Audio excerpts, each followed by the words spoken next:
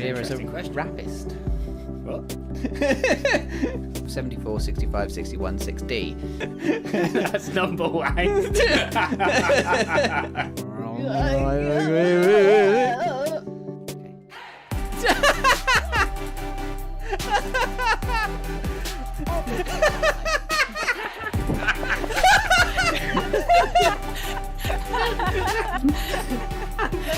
Oh, imagine that being a Monty Python joke. Do you have your own cross, or would you like one provided?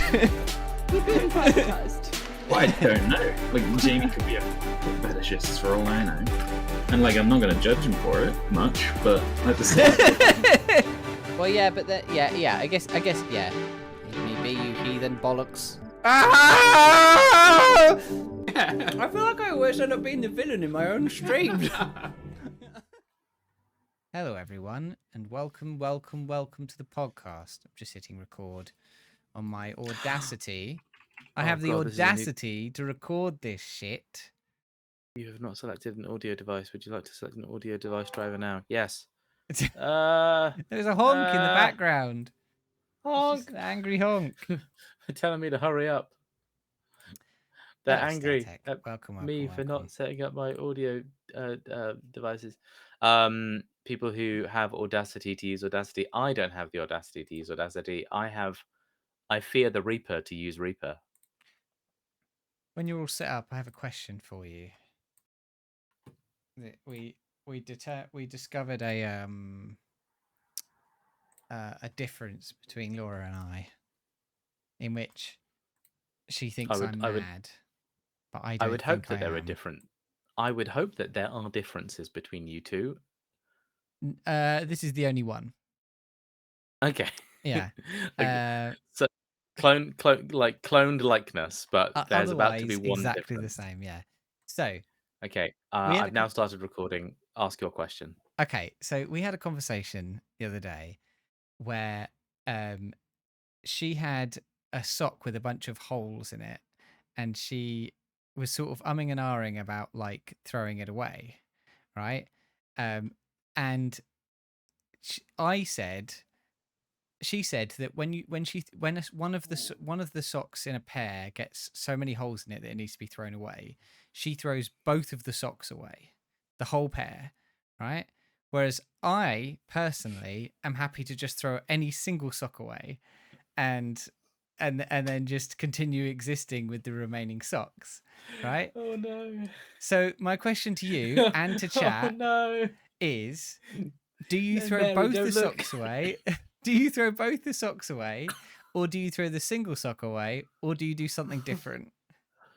I throw both socks away, and Mary is going to come down on me because Mary does not agree with that sentence. Mary wears odd socks. Mary will buy a pair of socks, and within 45 seconds of those socks entering the house, a cosmic event will cause both socks to be separated upon like a vortex of 5,000 other socks that Mary owns. And never the twain shall meet. Never again will a pair of socks meet. So I know Mary's opinion on this. Me, on the other hand, I am military about my pairs of socks. My socks are in pairs. I bought them in pairs. They look like they come in pairs. They are the same design. You wear the same designs on both your feet. And I don't like to break this. I don't like to wear odd socks. And so if I owned a sock that was beyond wearing, the other one's got to go, because otherwise I'll have odd socks. So Mary in chat says, truthfully, I keep the holy sock for way too long. And I do too. But this is a conversation about when it's like clear, like it's not really performing as a sock anymore. And I think that's the point when thrown out. But this is interesting, right? Because I do like having them in pairs. But it's not a deal breaker for me. Like if I can't find a matching pair, whatever. Like I'll grab the whatever's left, right? And I genuinely like Laura really cares about this. Like she pairs up all the socks when she hangs them up in the washing. I do not give a shit, and I will just like as soon as one's holy, it just goes straight in the bin, kind of thing. And this is a fascinating thing that I didn't realize was so heavily different. If I can't find a pair of socks, I'm not leaving the house. Like, I will go on a mission to find a Wow. pair. And I shouldn't have to because I should have enough socks in my drawer at any given time. But yeah, if I like pick up my orange geometric sock and I'm like, I feel like wearing this sock today. Where's the other one? I'll spend 5 minutes looking for that other one before conceding and just wearing a different pair of available socks. So I do have the advantage of at one point I was getting loads and loads of socks with holes in and things like that. I had random assorted socks. I can't believe you're broadcasting off your most furious rouse to the internet. I need to know which one of us is the normal one. Laura, you're right. Laura, you are right. This guy's a psychopath. So I at one point I had loads of sort of assorted socks from school and things like that, just sort of the survivors of the years of owning socks, right? And I was like, I don't have enough socks left, right? I regularly can't find enough socks. So what I'm going to do is I'm just going to buy a shitload of socks all in one go, just have loads of them, and then I don't have to worry about it anymore. And I bought loads of socks all in the same design. They were black with a coloured end, right? But different coloured ends. Okay, so there was some purple ones, some blue ones, some what, like a pack came with a pair of every colour, and I bought multiple packs, right? So they are close enough that they feel the same, right? Because they're all from the same genus of sock. But yeah, but they do look different in that the end of them is different on a lot of them, and I'm fine with that. What matters to me is sock feel. I don't want to wear like a thick rough sock and a thin sock. Imagine that. Imagine two socks that look the same but have drastically different textures and fabrics. I think that would be just to fuck with you. That would be really upsetting. And I think actually that's why I end up throwing away holy socks. It's because they start to feel different because you can feel the fabric rolling up and things like that. Whereas I just want them to all feel the same. I generally develop holes in my socks at very equal rates because I always wear them in pairs. That's why that's the solution to the problem is you wear them out at the same time because you never. Funny? I walk funny. I don't. I walk funny just on both my feet equally. I get stiff muscles on one side, and every time I've Googled it, the answer is always you're currently having a stroke. And apparently I've been having a stroke for like the past 15 years. Yeah, I mean that's like what is life but just one collective stroke. All right, Jamie, I'm gonna count down. I'm gonna do 3, 2, 1, and 1, 2, 3, 4, 5. Okay. If I don't stabilize this fucking show, I don't know who will. Laura says it's good you've chosen this massive tangent on a podcast day. No early night for me. Laura, I've got to do yoga after this podcast as well. Yeah. Oh man. No, yeah. That's like I've started running again, so I've got my run out the day. I've had an out the way. I had a nap, had a cheeky little nap before the podcast. Nice. I'm raring to go, mate. Nice. I'm in for the long one. So I'm gonna say 3, 2, 1, and 1, 2, 3, 4, 5. You like completely glitched out, but I do know what you said. Okay. Oh, all right. Well, let's see if this is the week that I played around with the numbering system and you don't keep up. Right. You ready? Yeah. 3, 2, 1, and 1, 2, 3, 4, 5. There was like a banging against a wall that was slightly out of time with you saying the numbers, and that almost completely fucked me up. It's me elbowing my chair. No, it was physically in the room. I could hear it like outside of my headphones. Okay. There was like a banging somewhere else in the block of flats, and it was just slightly out of time with you clicking, and it almost completely fucked me up. I do actually I do hire someone to occasionally climb up to your window and they whisper a different sequence of numbers while I count 1, 2, 3, 4, 5 to make you seem less professional. It's funny because I don't ever hear that. I just heard someone physically. It would have been cheaper to just have someone physically bang. I don't know if that would be cheaper. I don't know why it'd be cheaper to have someone bang than to whisper. I do pay them a rather exorbitant amount of money to do that thing, and it doesn't seem to work. But it's fine. It's fine. Do you think you can? We're not in a financial crisis. Do you think you can pay one of those services like TaskRabbit to go around and bang on someone's wall? like Fiverr.com Yeah. sort of thing. You find someone on Fiverr to bang on someone's wall. I mean, in this day, it's 2023. You can pay people to assassinate. I'm sure Yeah, you can but pay for I'm someone to wondering. knock on someone's door. But I'm wondering or wall. if you could do it without going to the dark web. Yeah. There's always like those thriller movies, isn't there, where someone creates an app that tells people to do like mundane things, and then actually it's a thriller movie because they get told to do something that's like really horrific and dangerous, but it's being live streamed, or think of the money or something like that. Yeah. Wasn't that a Black Mirror episode, like dance something dance? Shut Up and Dance was the one where they're getting messaged, and he has to rob the bank. Right. Okay, but that's not like a public app, is it? That's something different. Anyways, No. completely There's- losing the plot a little bit. Yeah. Wasn't that the Daniel Radcliffe movie with the guns nailed to his hand? No, that was like I know what you mean. Guns Akimbo. Yeah. That was like a dark web live streamed entertainment show, where he's being live streamed, and then there's a whole death game happening around him. The last, no, not the last, because there was another season apparently. The third season of Westworld had an app, had like an Uber Eats for crime app, where like Ooh. you scroll through and they're like train robbery, and you're like, great, I'm in.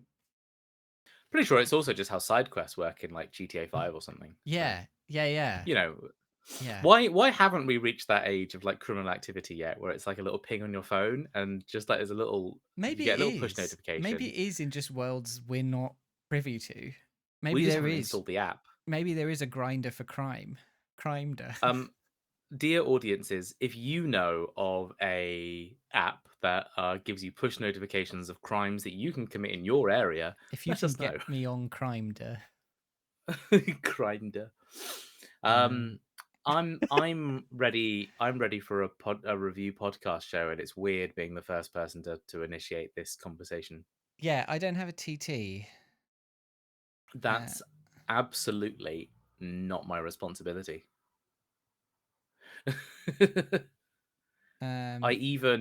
We even had to say my middle names earlier today, and I thought that might act as like a bit of a mental prompt for you, but it clearly hasn't.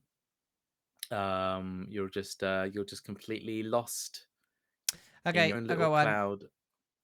All right. You don't sound very proud of it, so let's see how it goes. No, I'm not.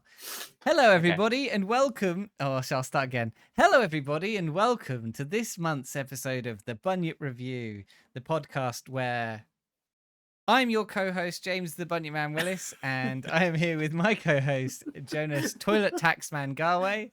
How you doing, Jonas? Have you paid for that?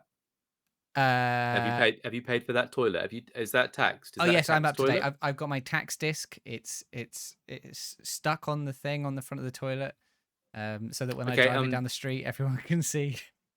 Okay, and inside the bowl, if you could just reach in there as well and just pull out the serial number, that'd be great. Oh, absolutely, yes, yep.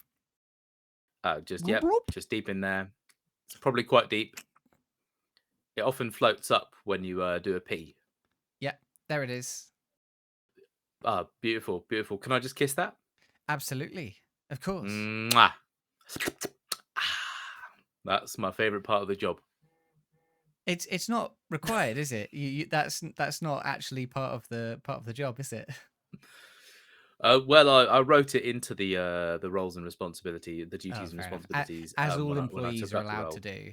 They're allowed to just. I was rather intimidating with our lone HR officer in the middle of the night in their home. Yes, I was. I hear you hired someone on Fiverr to go bang on their walls. Well, they're renaming it now actually to Crimeder. Oh, Crimeder. Yes, I did hear that. Yeah. I did hear that. So this is a great conversation, but I need to go check if your neighbor has their toilet taxed. I'll see you later. Yeah, fair enough. See you later. All right. Well, I'll just call up Jonas and get him on the podcast. Beep beep beep beep beep beep. Hello. Hey mate, what's up? Wait, sorry. I don't know why I said hello. I'm calling you. That's not how phone calls work. I'm doing a podcast. You fancy coming over? particularly proactive and people who are really good at initiation say hello first when the other person answers the phone. I like So the idea of like you picking up the phone. The first thing you hear is "Hello, what did you yeah, want?" yeah, Oh, that really puts you on the back foot. That's a yeah, real power move. yeah. Just let me just call you up. Hello, hello. Have you answered the phone? Have you answered the phone? What did you Hello, want? hello, What did you hello. want? Yeah. This is a podcast. Normally, this is a podcast about media, where we review media. We talk about TV shows, video games, sometimes non-video games, and films. And every month, we are selected a random Netflix movie to watch. Sometimes they're good, sometimes they're awful. You have to tune in to find out. This month, I'm talking about Inside Number 9, the Darkly comic anthology series. I'm talking about Starfield, Bethesda's enormous new RPG, and I'll be talking about the 4 new shorts by Wes Anderson on Netflix, The Wonderful Story of Henry Sugar, The Ratcatcher, The Swan, and Poison. And Jonas, what are you talking about this month? This month, I'm going to be talking about a Netflix series called Sanctuary, which is a Japanese live action show about sumo wrestling. I'm going to be talking about a little old game called Storyteller, a little indie game published by Annapurna. And the movie I'm talking about is, well, is it a movie or is it theatre? I watched the Disney Plus recording of Hamilton, which, yeah, I'm looking forward to talking about. Nice. But before we get to any of that, we usually do a little rewind section at the beginning where we talk about things that we have reviewed in the past and the other one has ended up watching or playing, or something has changed about it, or there's a new season or something like that. And Jonas, it was relatively recently that you reviewed The Bear, and now you've seen season 2. How is it? Fucking hell, man. Do I really love The Bear. Season 2 of The Bear especially. Like The Bear is a show that sets itself up in these incredible stressful environments with a lot of tension, a lot of suspense, a lot of character drama. And season 2 just really takes this opportunity to kind of say, well, look, you've seen all that stuff now. You know who these characters are. Let's explore these characters now in sort of a bit of a growth phase. Let's look a little bit about how they go from where they were to kind of where this story wants them to be. It has some really beautifully told episodes where characters just basically go outside their comfort zone and do something new. It has loads of episodes with loads of incredible guest actors just constantly. Just incredible talent and recognizable faces. I want to say I have forgotten their surname. What is the actress who is in that film The Favorite and is the mum in Fleabag? Olivia Colman. Olivia Colman. Thank you, Olivia Colman's in there. Um, there's Bob Odenkirk. There's Jamie Curtis Lee. There's just so much talent in that second episode coming in to just like elevate that show. And damn, it's just so good. It's just so compelling. It's such an incredible show. I genuinely think it's one of the best shows this year to come out this year. And I just can't recommend it enough to anyone. Full stop. Cool. But we watched the first episode. I did enjoy it, and then there was so much else to watch, and we didn't get around to it. But that's something I'm gonna, because we always take a break. Well, we don't take a break from the podcast, but we take a break from everything else streaming over Christmas. So maybe that'll be my December show to crack through. At the moment, outside of the show I'm going to review today, we have been watching the final season of Ghosts, which is a show I reviewed ages ago, a BBC sitcom by the people who did Horrible Histories. And I talked about how sort of lovely and friendly and funny it was, and has continued to be throughout its entire lifespan. It's one of the only sort of light BBC sitcoms, like modern light BBC sitcoms, that has stayed at a consistent level of quality all the way through. And this is their last season, I think. Apart from, I think they're going to do a Christmas special and then it's done. And it's just as good. It's really, really good. It's really funny. it definitely feels like they've reined some of the ideas in a little bit this season. It seems like it's a bit lower budget, but no less quality. They know who the characters are. They're just as funny, and they also clearly understand history in a way that they can make it funny. Like there's a lot of like really interesting, unique humor built up in the idea of these people who are from vastly different parts of history coming together and interacting. Did you ever watch Ghosts in the end, Jonas? No, I didn't, but I do hold it in my mind that you love this show, like that you highly recommend it. I know you really like it. I think it's got your stamp of approval. I'm just not watching a lot of stuff. Like, presumably it's on BBC iPlayer. Yeah. Yeah, and I'm just never watching anything on BBC iPlayer, so it never comes up on my like periphery. Yeah, I'd recommend doing a binge when it's all done because it's a really nice light story. It's it's short episodes and just very funny and witty. That kind of like really nice light British sitcom humor that doesn't seem to exist as much these days anymore. And I think they've really nailed it really well. Jonas, you've been playing Cyberpunk. I'm assuming you're playing Phantom Liberty. So I put it here in Rewind very briefly just to say I have started a new character, and it seems to be the game that I'm settling on at the moment when I don't know what else to do. Like I've been a bit of a game limbo at the moment. But I thought I'd mention I am replaying Cyberpunk 2077, and by making a new character, it's because I want to see the new perk and skill and upgrade systems from the ground up as well. If I do, I don't think I will play this game to completion. I think I will complete the DLC and then maybe just put it away. I'm not really sure yet, but it's weird because this will be my third time playing through this game, and I don't really replay games that often, and yet I still enjoy playing Cyberpunk. I'm just genuinely surprised at how much I find myself drawn back into this game whenever there's something new or different, and the fact that I'm doing a different playthrough than my previous two playthroughs. So that's quite satisfying, and I will talk about Phantom Liberty in full when I have fully experienced that DLC. I think it's got a lot to offer, so I would like to talk about it a bit more fully in the future. Okay, doke. Well, maybe I'm kind of holding off until I get like full confirmation it's good, because I just when they announced that, oh, we're doing this big 2.0 update and we're releasing an expansion, and I just thought if I spend another 30 quid on this game and it's still bad, I'm gonna feel like the dumbest idiot. Hmm. Like I need to know it's good before I spend even more money on this thing. Yeah. When I replayed the game a few months ago or earlier this year, that was when the game had been like stabilized. Like, it hadn't been like completely reworked, but it had been stabilized to the point of you can now just play this game without a horrendous number of bugs and glitches and issues. And I thought the game was good then. I genuinely thought the game was good. It was definitely the game that it wished it was on release at that point. But that was like, that took 3 years really to get to that point. It's crazy. It's been that long. Well, it's been something like that, yeah, certainly. So now it'll be, I think, actually with the DLC, I think it's going to be better. It is going to be a better game than I think it was earlier this year. I think it genuinely has improvements. Um, but yeah, I'm going to play them basically to kind of see them for myself.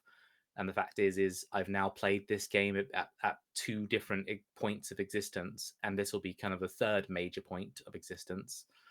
So I think after this, I'll have almost a fully fleshed timeline of what Cyberpunk has been like to play from start to finish. Yeah, I am interested to go back to it. I think I've been waiting until like there was they were like, here's the Cyberpunk we wanted it to be, and they've said that there's not going to be any other major updates other than like bug fixes and things after Phantom Liberty.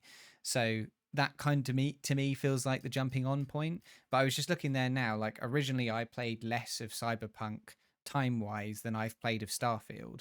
So I really didn't play that much of it in terms of the size and scope of that game. So going back to it for me, I think it'll be good. I don't think I'll be burnt out on it. I don't think I'll be comparing it to the old thing. I think it will be a proper first go at it for me. Yeah. Which I'm excited to have at some point. But I think another thing as well is you can play loads of that game without the DLC, right? And then if you reach a point where you're like, I'm invested, then go get the DLC at that point. I don't know much about Phantom Liberty. Is it just an extension into the story, or does it affect other areas of the game? Is it? My understanding is you will basically get a phone call or a quest that takes you off into a whole new area, and that whole new area therefore doesn't interact with the main story at all. But by doing that DLC, I believe you unlock new ending options. So you can do all the normal endings, and plus there is a DLC ending as well. So it's a bit like the expansion to Horizon, where you would Horizon Zero Dawn, where you go to the frozen place, and then if you go, depending on where you go there in the game, when you come back, like people will talk about the things that happened in that expansion as they go through. It sort of melds into, it is a separate thing, but it melds story wise into the rest of the story. Yeah, I don't know if it'll meld seamlessly, or if it'll be like, go do the DLC, come back to the main story at 60%, and then no one mentions the DLC until the 95th percent point, where a voice line cuts in that was clearly recorded at a different time in a different room with a different audio engineer that says, "Oh, and don't forget you can call Idris Elba." I like the idea of like it's Keanu Reeves, but he's recorded at like E3 or something, walking by, and like, we just need a line, and you can just hear background noise, and it's like the sound of the phone. Yeah. But no. Like, I suspect, I don't know because I haven't played the DLC, but I think from kind of what I know about the DLC, I suspect that is its interaction with the main story. Still, it's genuinely being very well reviewed, so I am looking forward to it. Yeah, I'm looking forward to going back to it. I only have room in my life for one enormous RPG at the moment, and that currently is Starfield. But at some point, when it releases its hold on me, when I've hit my 300-hour mark, like I have with all the other Bethesda RPGs, then I'll go into something else. We'll bring this back up in March or something. Oh, yes, yeah. Remind me next year. Say, oh, have you played Cyberpunk? I'm like, oh yeah. I'll wake up from my mod coma, and I'll go into it. All right, we should move on to our actual reviews of this month. I can talk about Starfield when I get a bit later on. But for now, we're going to talk about some TV shows. And first up this month is me, and I'm talking about Inside Number 9. I'm just going to update the description on here. So, Inside Number 9, it's an anthology comedy series by Reece Shearsmith and Steve Pemberton, who created League of Gentlemen and Psychoville. And right off the bat, I will say, content warning, there's dark themes in this show. It's a dark comedy sort of series, so there's references to suicide and murder, and we're not even all the way through, so there could be references to all sorts of other horrible things throughout. There's definitely veiled references to child abuse in the first episode, so various things like that. So if you're looking for something lighter, I would not recommend this. At its heart, Inside Number 9 is a dark comedy anthology series. Each episode is a sort of darkly comic sketch, usually starring Shearsmith and Pemberton alongside various British comedy greats.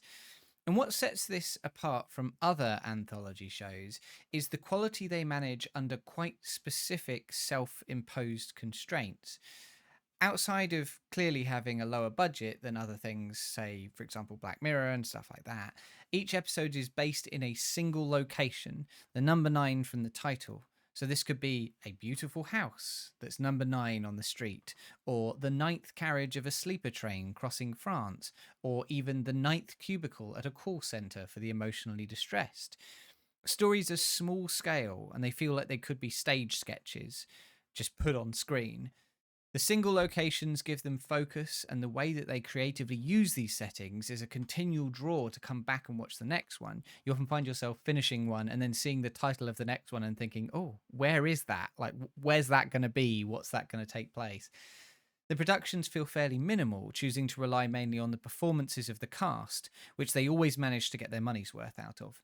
Shearsmith and Pemberton do an excellent job in every episode, playing really varied characters show to show, and often swapping the archetypes that they play between them. They're supported by many British sitcom legends who all turn in great performances, clearly enjoying the opportunity to do something a little bit out there as a one-off. And often the twisty, turny plots. Okay, I tripped over myself there. Put an edit in. Thanks for doing the document admin that I would normally do. Yeah, I thought I had to make up for what I did. Okay. But often the twisty, turny plots can feel either predictable or necessarily over the top, so to avoid predictability. But the show really is the meaning of the journey instead of the destination. Each little comedic exploration is delightfully dark and twisted, and enjoyable to experience, even if sometimes the ending might fall a bit flat. Despite having very varied plots, from a near silent heist caper to a memory hopping view of a woman's life, an episode taking place entirely during a child's game set in a wardrobe, to a hidden camera TV show gone disastrously wrong, Inside Number 9 manages a consistently high quality and identifiable tone throughout. This show is a dark delight, not appointment of view television, at least in my opinion, but also not something that I think I'll ever get tired of. Small in scale, but expertly executed. Have you seen this show, Jonas? No, I know relatively little about it. Like I can picture the Netflix splash little button thing off the top of my head, and I don't think I've ever really known what Inside Number 9 is. And that's definitely sold me on the concept. Like it sounds like you're having a great time with it, and it's a great show. You mentioned early on that it's by the creators of League of Gentlemen and Psycho Bill. Are those? Have you watched those shows? Do you have a relationship with those shows at all? So I know League of Gentlemen okay. Like I like it, but I haven't watched very much of it. But I loved Psychoville. I absolutely loved it, and it's a show that I've tried to bring to other people, and a lot of other people don't gel with it the way I did, but I thought it was very, very good. There's definitely an element, if you are fans of those shows, there's definitely an element of that that comes into this, but it's also not as hard a sell as those shows, because League of Gentlemen and Psychoville specifically, are a very like specific taste, right? They're very over the top, they're very, kind of strange and abstract. And Inside Number 9, it's a lot more varied. There's more sort of like tones to it. Some episodes are really heavily over the top, and some episodes are a bit more naturalistic. They all have that kind of the Reece Shearsmith and Steve Pemberton have a very specific sense of humor and they all have that element in there, which is there's going to be some kind of like a bit over the top twist. There's often going to be a quite friendly but also kind of catty gay character. There's or like some kind of like over the top sort of love triangle or something. There's certain elements that they really find funny, and they will put in a lot of things. But there is also a lot of variation, which I think could bring people who didn't necessarily get along with League of Gentlemen and Psychoville. Okay. When I'm looking at the Inside Number 9 IMDb page, and then I can see the little splash images for Psychoville and League of Gentlemen. When I see League of Gentlemen, my brain always thinks that League of Gentlemen is what I think Faulty Towers might be, or it's Peaky Blinders. Like this is a triage of shows that I've never taken the time to sit down and identify, but I just know that It's one an is interesting like combination. You've got one is another sitcom, a very well-loved sitcom starring John Cleese, a lot more naturalistic, but a well-loved sitcom. And then you've got which one's Peaky that? Blinders, which is like about gangland violence, Oh. isn't it? So I think I mix up Peaky Blinders and Gosh, what was the other one I just said? Faulty Um, Towers. Faulty Towers. I think I wait. Which one's Faulty Towers? Faulty Towers is the one with John Cleese, and he runs a hotel. Okay, so that's the hotel It's one. got Yeah, okay, so that's Manuel. Faulty Towers. No, that makes sense to me. What? There's what's the David Lynch weird one? Um, Um, Twin Peaks. Twin Twin Peaks. Peaks. So I think my brain doesn't know what all of these shows are. So sometimes when I hear the title of one of these shows, including League of Gentlemen, I think that League of Gentlemen might be Twin Peaks. I think Twin Peaks might be Peaky Blinders. I think Peaky Blinders might be Faulty Towers. And I just Ah, exist in this weird liminal landscape of not knowing what TV is sometimes. I like the idea of you being like, oh yes, it sits up there. In terms of tone, it sits up there with League of Gentlemen, Faulty Towers, Peaky Blinders, Twin Peaks. All of They're those. so alike. Which, That's- sorry, what element of these four things is strung together? I think the thing that strings them all together is the fact that I've not really seen any of them. Right. Okay. I Yeah. think that's the really main part, right? Is my lack of familiarity means that I am just constantly making up shit.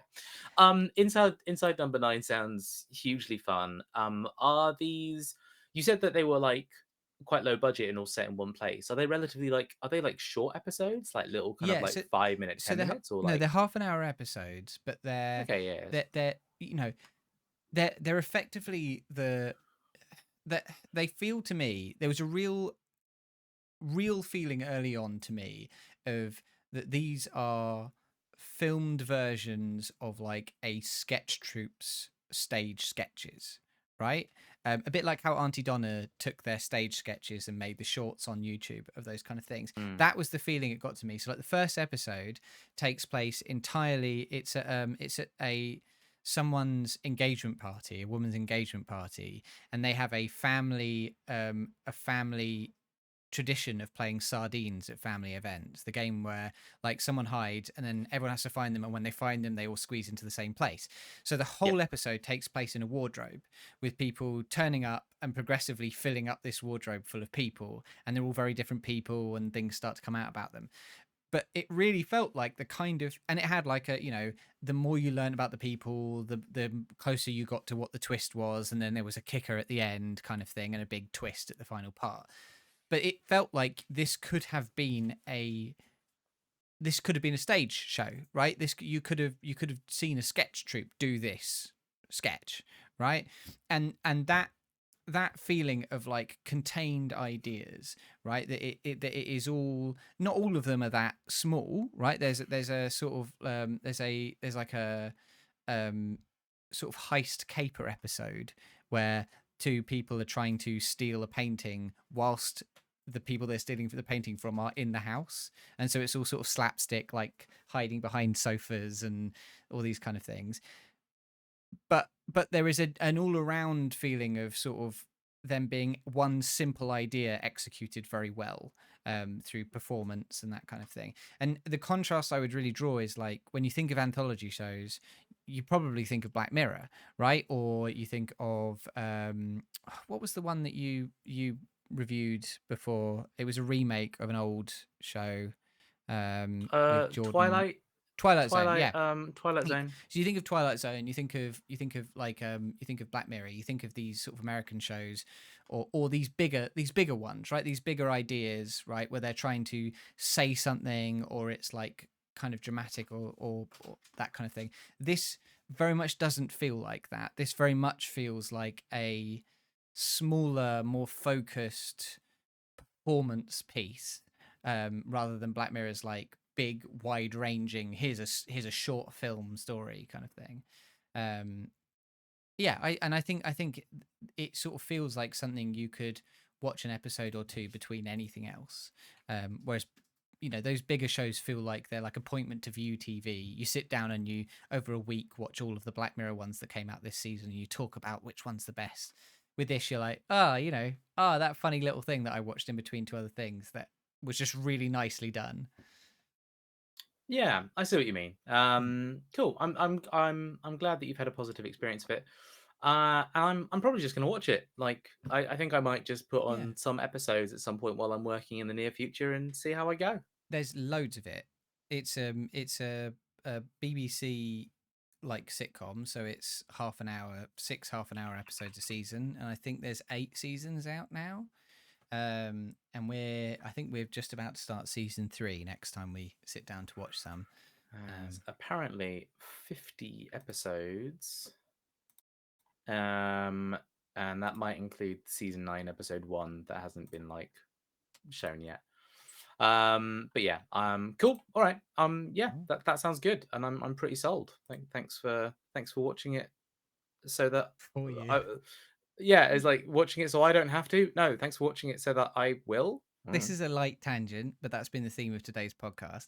I was listening to a podcast the other day, and someone talked about how they hired a content consumer.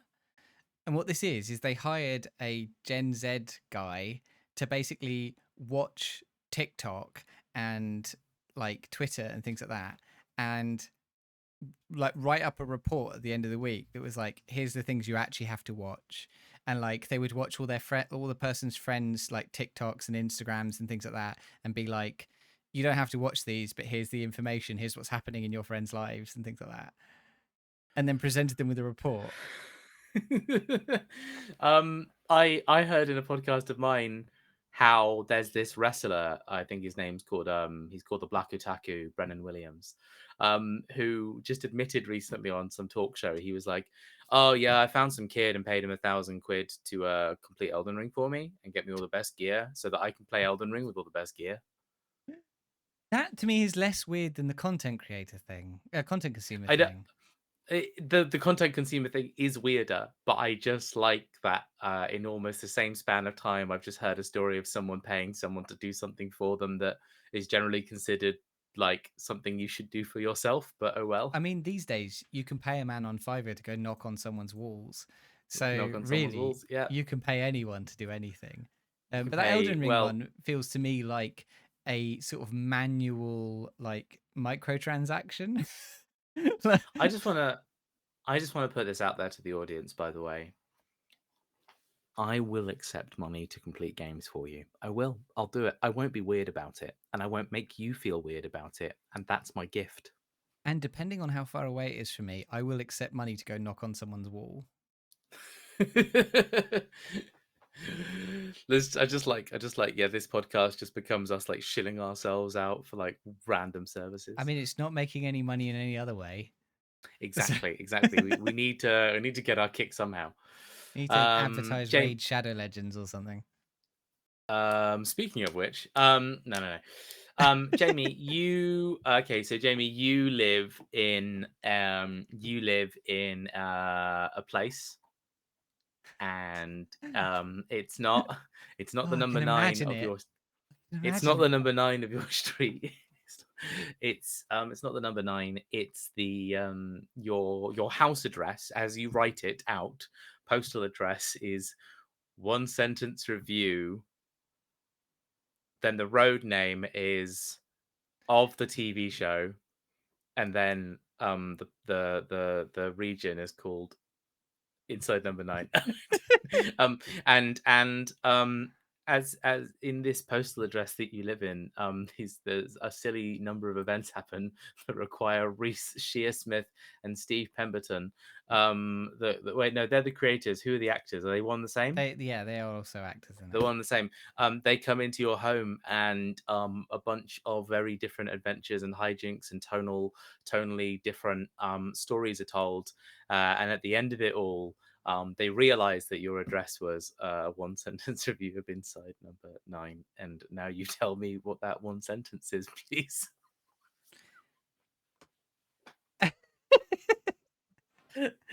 Please. I would say a deliciously dark and gloriously tight little anthology series. I wish I was gloriously tight with that suggestion. You wish you were gloriously tight. With that suggestion, yeah.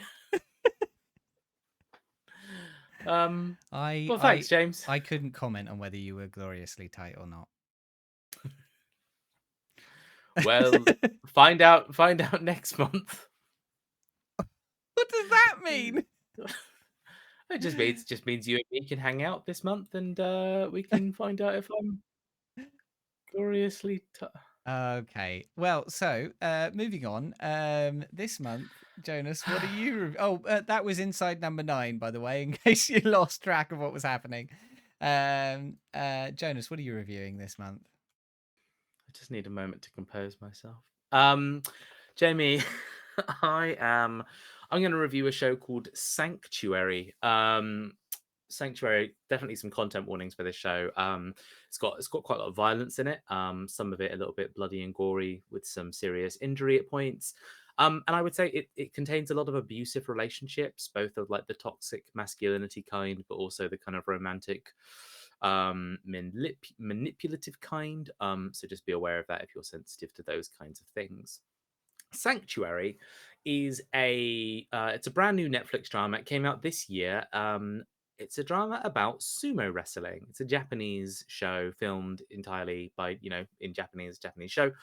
And I just decided to give it a go, didn't I? So it's about Kiyoshi Oze. Kiyoshi Oze, who is played by Wataru Ichinose.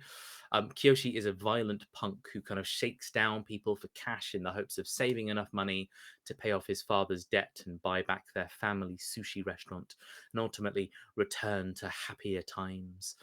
And he also turns out to be a talented judo fighter. And it's through this that basically someone discovers his talent for violence and judo and says, "Hey, kid, you know what will make you a lot of money? Sumo wrestling." So from there, Kiyoshi gets on a train, moves to the big city of Tokyo, and Kiyoshi begins to discover the brutal culture that surrounds the sport and the types of people that are drawn to it. Sanctuary is a punishingly bleak story and experience to begin with. It's filled with toxic masculinity, systemic corruption, and personal stories of loss and suffering. It's kind of hard to see the light sometimes when its main characters are constantly being pushed down, fought against, and treated poorly by everyone around them. But kind of like so many rising star in sports stories, the redeeming and uplifting qualities end up being found in a lot of the supporting characters in cast.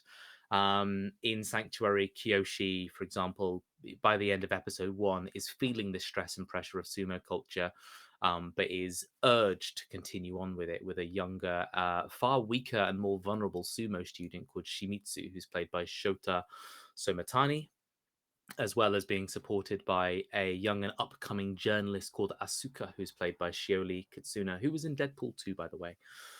There are lots of parts of the show that play out like a political drama. So you've got these various chairpersons of different sumo stables, which I guess is just a fill-in word for dojos, really. These different sumo stables, and they're all attempting to maneuver their wrestlers around different tournaments to achieve certain objectives. Older, more respected members of the sumo communities have these backstories, these thick and rich histories that we never actually get to see. We only hear about them as kind of part of water cooler conversations, and it kind of ends up serving this more subtext for how their students and how the younger community end up interacting with each other. What I find Sanctuary does an incredible job of is sort of highlighting the psychological stress and impact that sumo wrestling has on its wrestlers, both inside and outside the ring, as well as making those fights look and feel cinematically rewarding from an entertainment viewpoint. You slowly come to appreciate what makes the sport appealing to people who are already in that world. You start to understand why they like sumo and why sumo is such a sort of a legendary and respected sport in Japan. This isn't a perfect show by any means. In its first season, it sets up characters and plot lines which just seem to fizzle out towards the end. It finishes on an abrupt cliffhanger, and ultimately it fails to address some of its most dramatic and impactful scenes, leaving viewers just kind of confused as to the fate of some of its characters. But where I think the show succeeds is it draws you into a world which you, the metaphorical and hypothetical British English speaking viewer, know nothing about, and into a culture that feels stilted and different. But ultimately, it creates characters and a narrative that kind of make you feel comfortable with that world, like almost like you understand it now, and alongside a story that I just found really engaging and really quite fun to watch along with. Jamie, I'm going to guess that Sanctuary has never come up on your radar whatsoever. I've watched the whole thing twice. Wow, really? I love Yeah. sumo. I've always loved What's sumo. the sure? What's the main character's sumo wrestling name? Like in the ring? That doesn't matter. Yeah, you're right. No, I haven't watched it, but it sounds interesting. I think it's interesting. Sumo wrestling is something that I feel like for, at least for me, but I imagine for people who don't know much about it, it feels kind of I don't know, I've never really thought about what life is like for sumo wrestlers outside of sumo wrestling. So I think that's a hmm really interesting thing to take a look at. Um it's Japanese made, is it? It's Yeah. yeah. So it's fully live action. All the actors fully Japanese, speaking Japanese. There is an English dub, and I'll tell you now that in the English dub, there is a voice actor that dubs the main character, and his name is I've just gone to the Starfield page and not the Sanctuary page. But the reason I've done His that is name is Todd because Howard. there's the voice actor of the main character in the English dub is also a voice actor in Starfield. Oh, His name is Earl Balin. I found this fact out while I was trying to find the Japanese actors' names, only to discover that IMDb isn't a very comprehensive database of Japanese actors. right. They claim they're the International Movie Database, but actually they're the National Movie Database. Well, they're just they're international, but there are limits, right? Yeah, I guess they But don't call no, my themselves the Global Movie Database. yeah, like they haven't quite got it all yet. But anyways, no. So yeah, it's fully Japanese. It takes place in Japan, and I don't think you could tell this exact story in any other country in any way. It is so ingrained in the historical elements. Like people have so much reverence for this sport that they don't talk about it like it's just a 2023 sport. They do.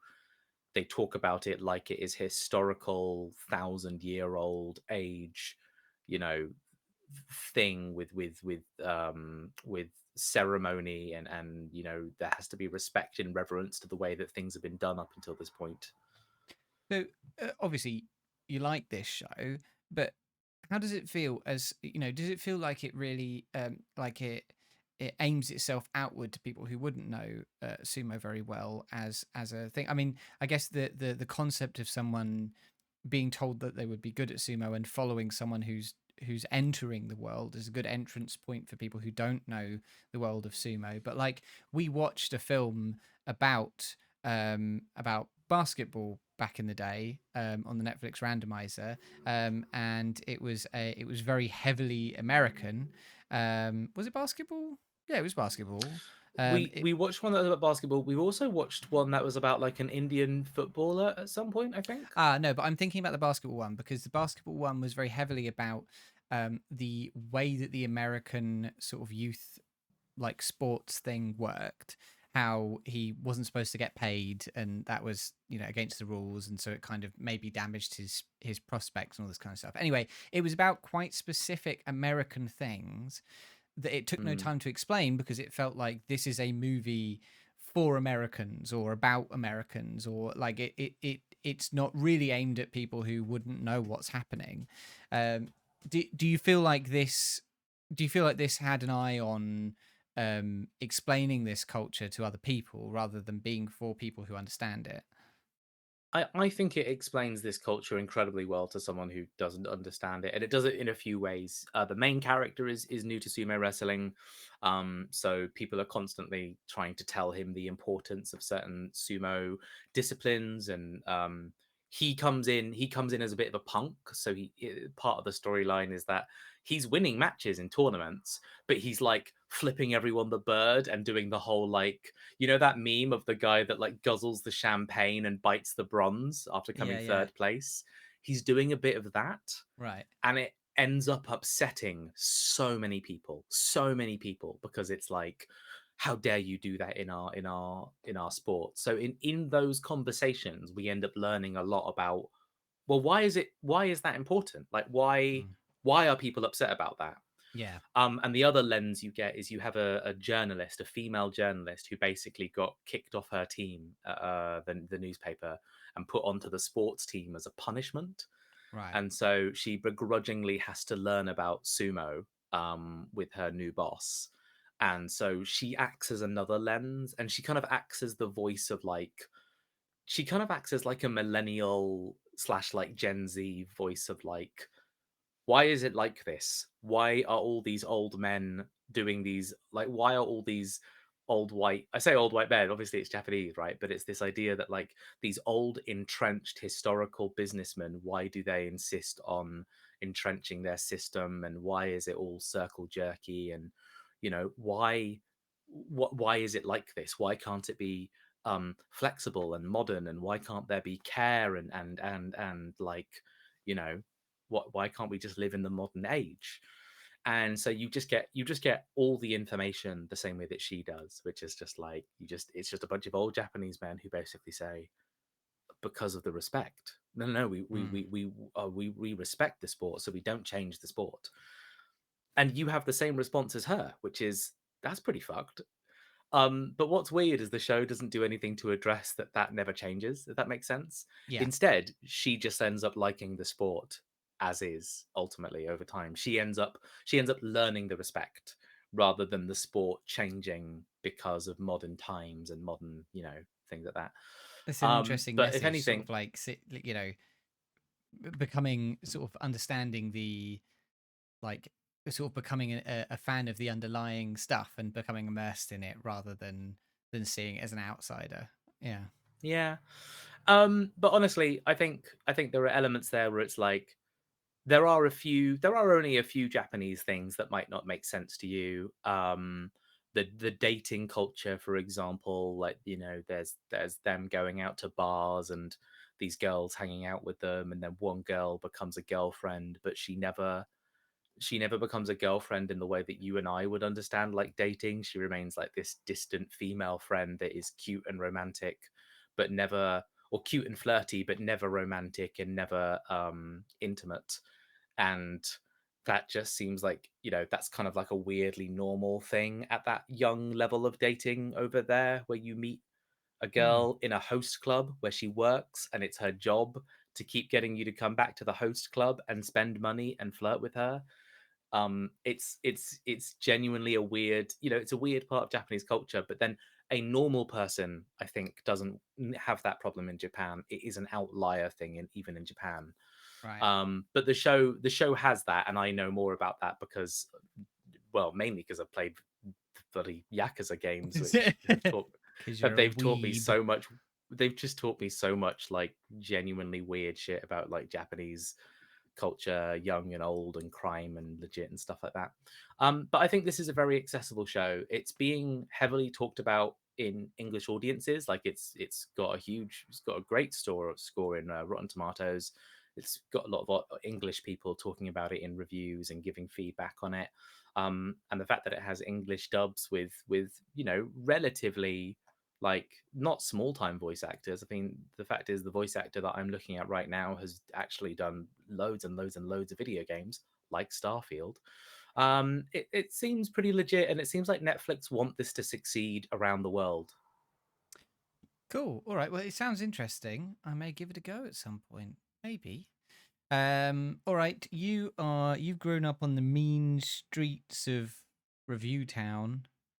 And someone notices your talent for short, sharp reviews, short, violent reviews, um, and says that you should go to the big city and join the one sentence reviews scene.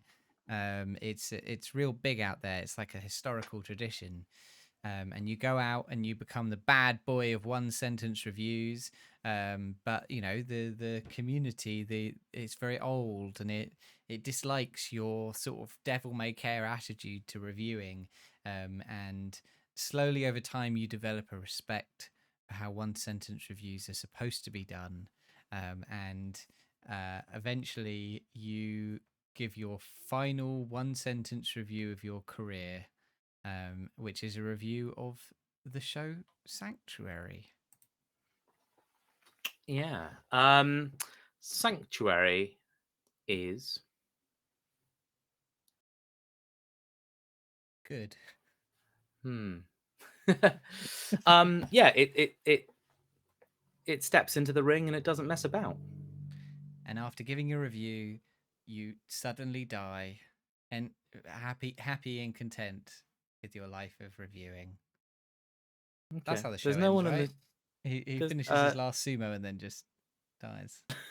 I told you it dies. I told you it ends on a cliffhanger. So what happens is he steps into the ring and he looks into the camera and goes, "I think I'm having a heart attack," and then it cuts to black. So we never know. We never know if he died or not. He walks into the ring and he says, "I think I'm having a heart attack," and then he falls off a cliff. In And, perfect English. In perfect English. He falls off the cliff in perfect English. Yeah, he does. Yeah, he says, "I'm falling off the cliff." All right. Wow, what a great show.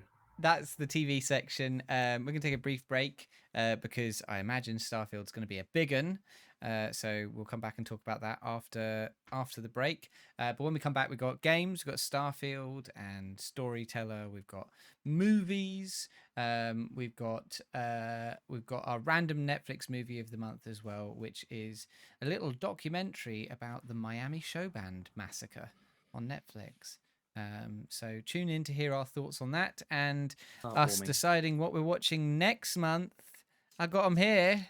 I've got them here, guys, in my hands. For the audio listeners, I'm holding a cluster of potential awful things. Hey, earlier Jamie, on, while we were... just get the worst one and just rip it in half on the microphone for me. Oh, if only I could. Well, while you were doing your review, I heard Laura writing these. From the website, and I heard her laugh maniacally while she wrote one down. So, I'm excited to see what that is. All right, we're gonna take a brief break. We'll be back in a moment. Right, we're on podcast break. Hello, everyone. Welcome. Thank you for joining us. It's been real good fun to have you here. Where is the wheel? It's up there. But it requires me to print stuff off and do a bunch of faff. And I always forget. I never required printing stuff off, but I did require the faff. You required way more faff. Do you have you forgotten Dark Lord? Have you forgotten Dark Lord? My faff was playful and performative. To be fair, the way that Laura does it is actually much better than either of those things, because she actually writes down information about them. She writes this, like, the scores on IMDb and everything. She does a great job. Laura's explained the why she laughed in chat. Okay. Oh, fair enough. Indonesian word. All right, I need to go pee, and we need to take a brief break because I think Starfield is going to take a long time because both of us have actually played it, and it's an enormous game. So, Jamie, when we're done talking about, I'm just not good. I just don't want to talk about. Just do your monologue, and then I'll just ask you to sum it up. We'll just get straight to that, shall we? Genuinely, when I was writing it, I kept being like, "Oh, and then there's this, and oh, and then there's this, and oh, and then there's this." I have to draw a line somewhere. I have to stop writing about this so that we can actually do it. I think I got yeah. Stuff. My reviews are short in comparison. Yeah, I mean, all of our reviews are about the same on all of the different categories, apart from Starfield, which is enormous. Yeah. No, Starfield is it's a chonky. Yeah, but then Baldur's Gate 3 had to be a chonky. So. Yeah, I mean, I don't think you can talk about either of those games without having a long discussion. There's so much to both of them. So, but I think the rest are light and breezy. Right, we can take a brief break. Otherwise, we can't have more talk in the break than we do elsewhere. Right, see you in a moment. Right, are we ready? No, apparently not. Yeah. Oh, no! Piss! Oh, brightness up does brightness down. Oh, I'm holding it upside down, that's why. If you've eaten an apple just before you drink piss, then it's still good. It's still good, you know it's good piss. Yeah. The cars will be coming shortly. Get out of the road. Oh.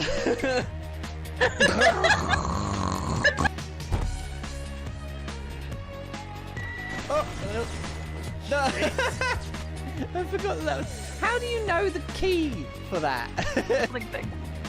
Okay. Sorry, Stu wants to That's not immediately Susan. I'm someone who's very focused around comfort, and leather does not look. Oh god, I'm glad for the second half of that. I am horny for rice pudding. Hashtag all boobs matter. So this is launch rocket. Oh! Oh my god, we're gonna die again! I've never been shot so many times in one session. You don't have to be gay to examine the hit points of a nutsack. We're gonna take a brief break to fix this. Hammering away at those rocks. Oh, hey laddie, I'm Scotland. You see someone wearing that little purple logo and you know there's pussy about. Tom's souffle is collapsed and so he's shanked David in a fit of rage. My YouTube apology will be up tomorrow. Fully monetized, 46 minutes. 18 ad breaks. You got to make some money somehow. I will not let you through. Detain. We fucking got it. Gulag. You done fucked up, my friend. Gonna get gulag and death thanks to me. No, just get permit. It's fine. Detain. Off to gulag. Now that man is going to gulag. Aha. Wrong. What do you have to say for yourself, you son of a bitch? Detain. To the gulag with you. Got any bombs? Well, that looks like a weapon to me. You have made a mistake coming in here. Is it so obvious? Yes. To the gulag, my friend. They don't look the same. Detain! Female? Female? Interrogate! Are you a woman? Please let me through. In the gulag! I have family to not feed. To the gulags with you! You're wasting my time. Aha. Wrong. Wrong. Detain! Passport is your ticket the fuck out of here. No. I'm not leaving. Detain! Oh! No, you fucking ain't. Detain! To the gulag! Hello, everybody, and welcome back. Welcome back. Welcome back. Welcome. Welcome back to the podcast. We're in the video game section, and this month I'm up first, and my game is a little game, a nitty bitty game called Starfield.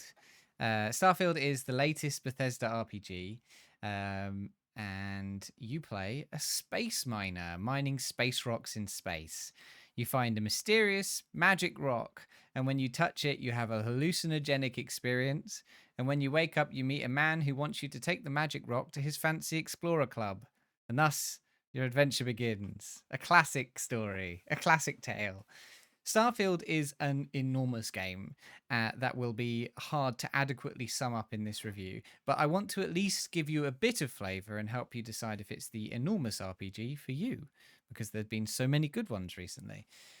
Bethesda have a very distinct way of making RPGs, and Starfield is no different. If you've played Skyrim or Fallout 4, a lot of it will be familiar to you, but they have added a lot of special sci-fi spice into the mix as well, and have heavily tweaked a lot of Bethesda staples. Starfield is the most open of Bethesda RPGs to date. After your initial introduction to Constellation, you can go wherever you would like.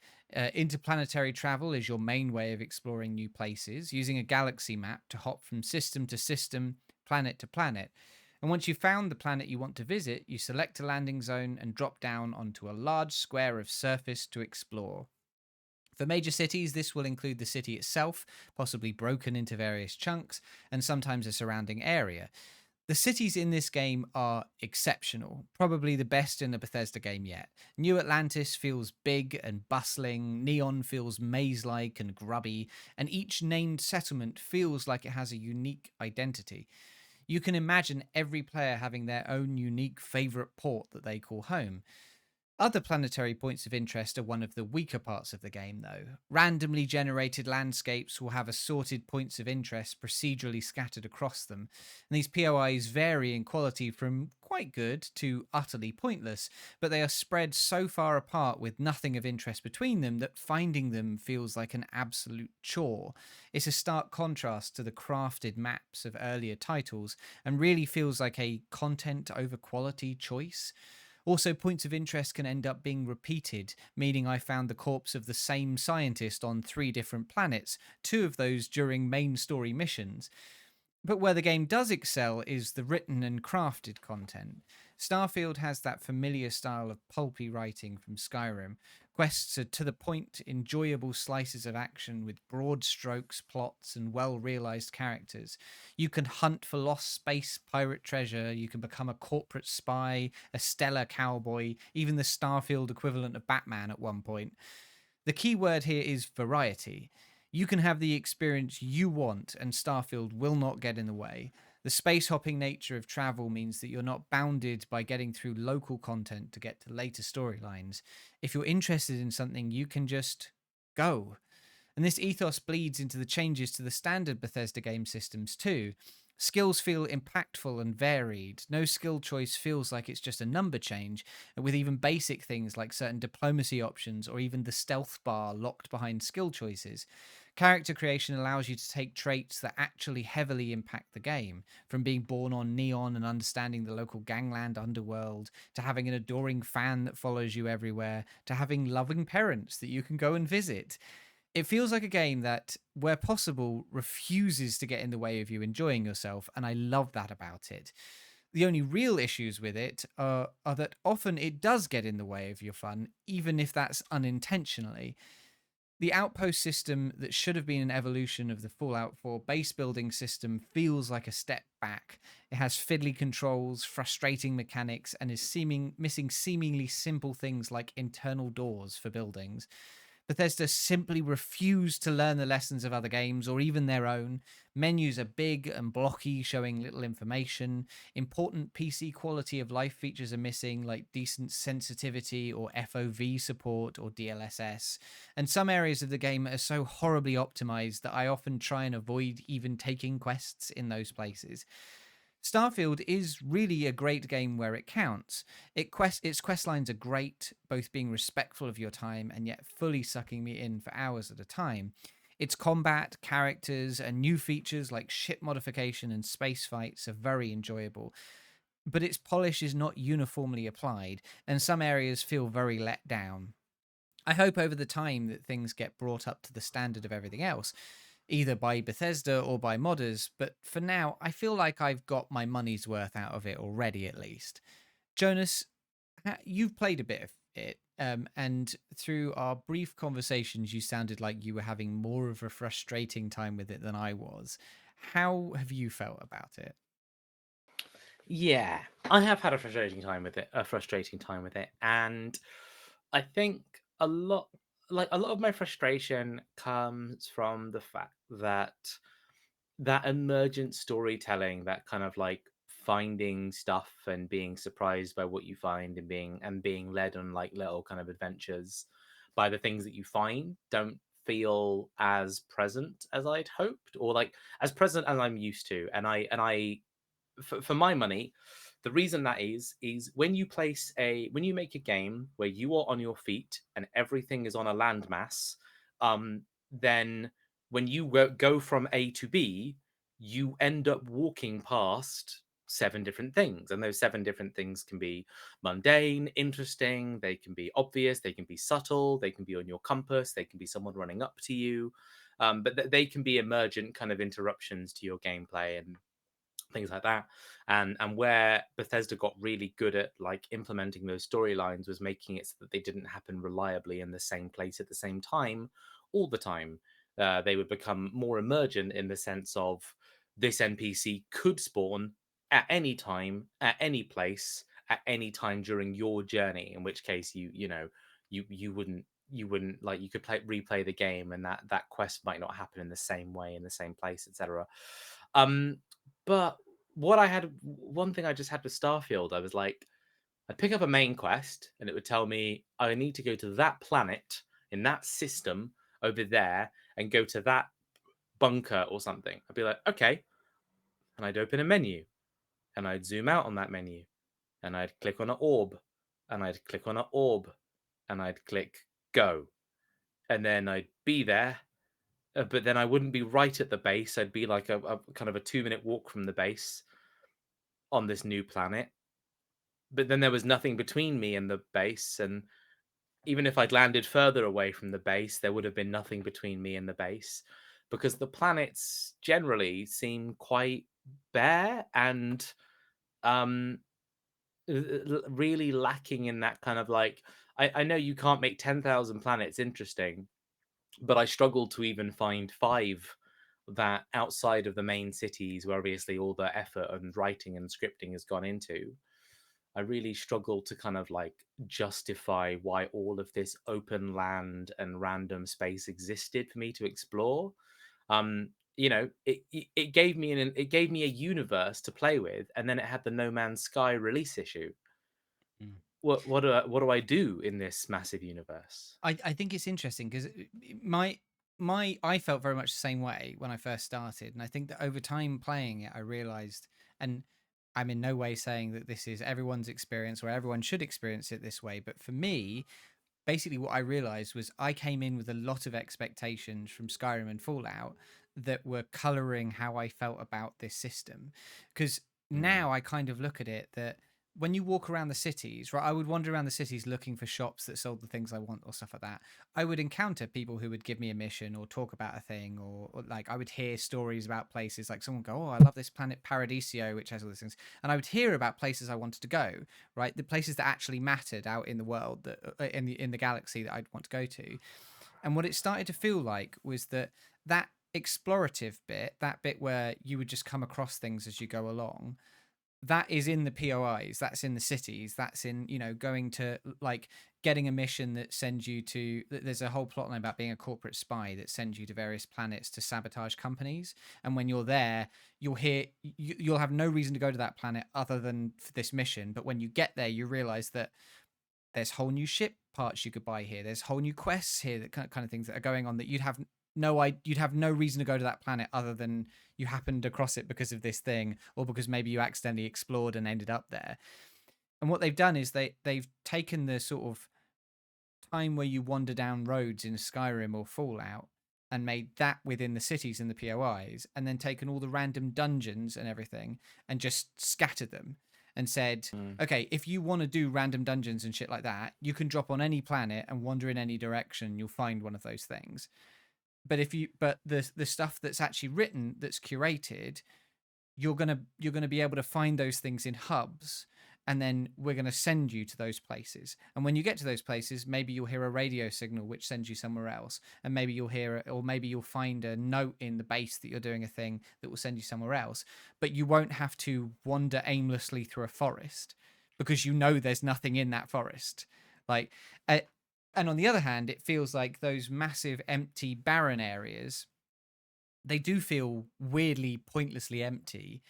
And the only time I've found that they make any sense is when you're doing outpost building, because then you start to care about the areas in between the POIs.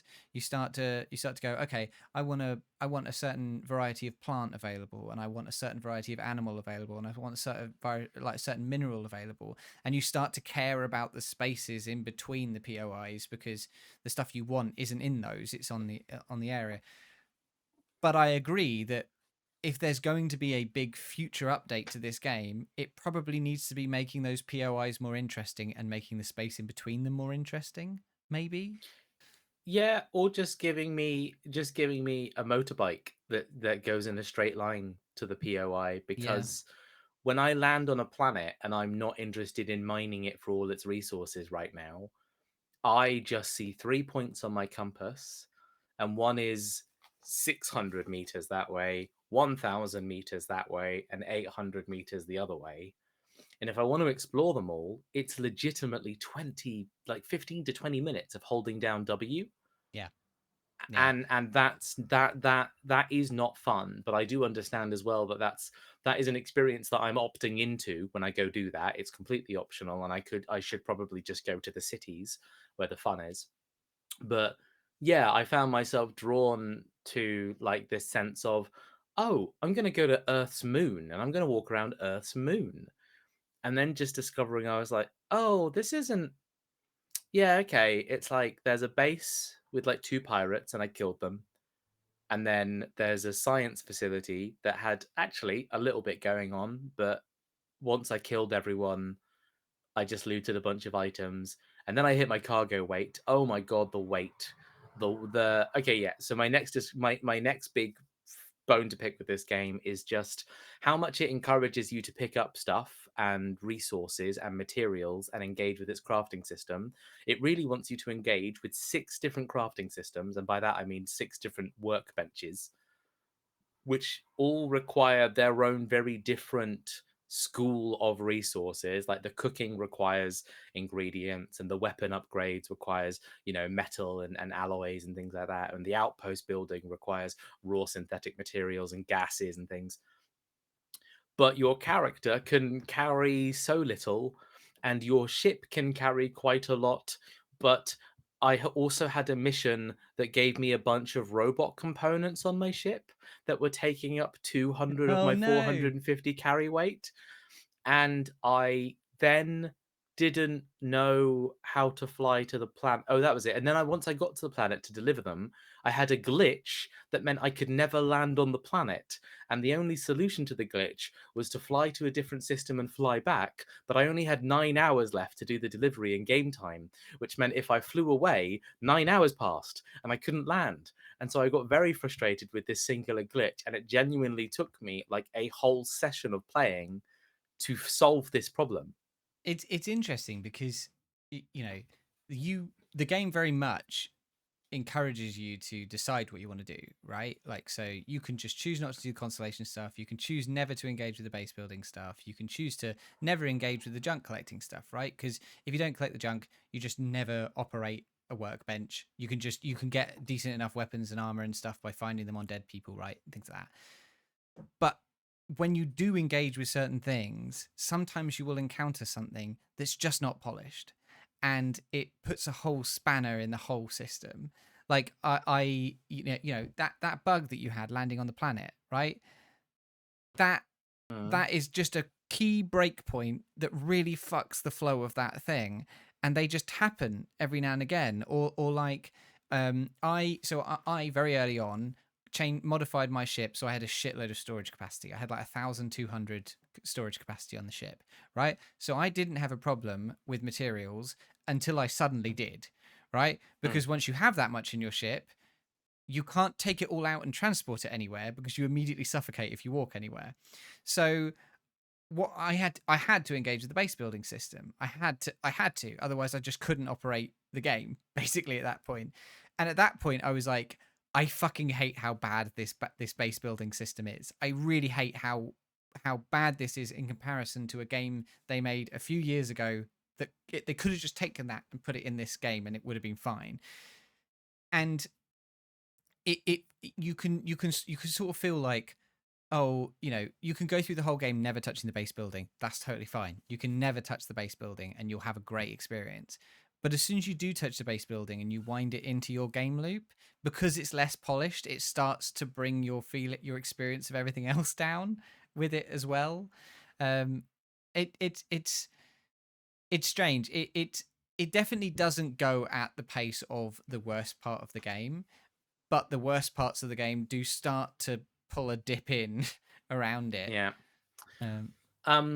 So then ultimately what I have done is I have played the main story enough that I have unlocked a new mechanic. and that mechanic seems like it's kind of what's going to make the game interesting.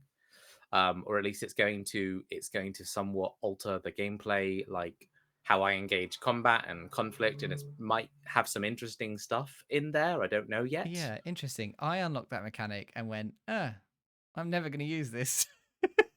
Well, okay, so to me it seems like the equivalent of Skyrim Dragon Shouts. Yeah, it is And basically. Yeah. Skyrim Dragon Shouts are incredibly fun, like an interesting part of the game.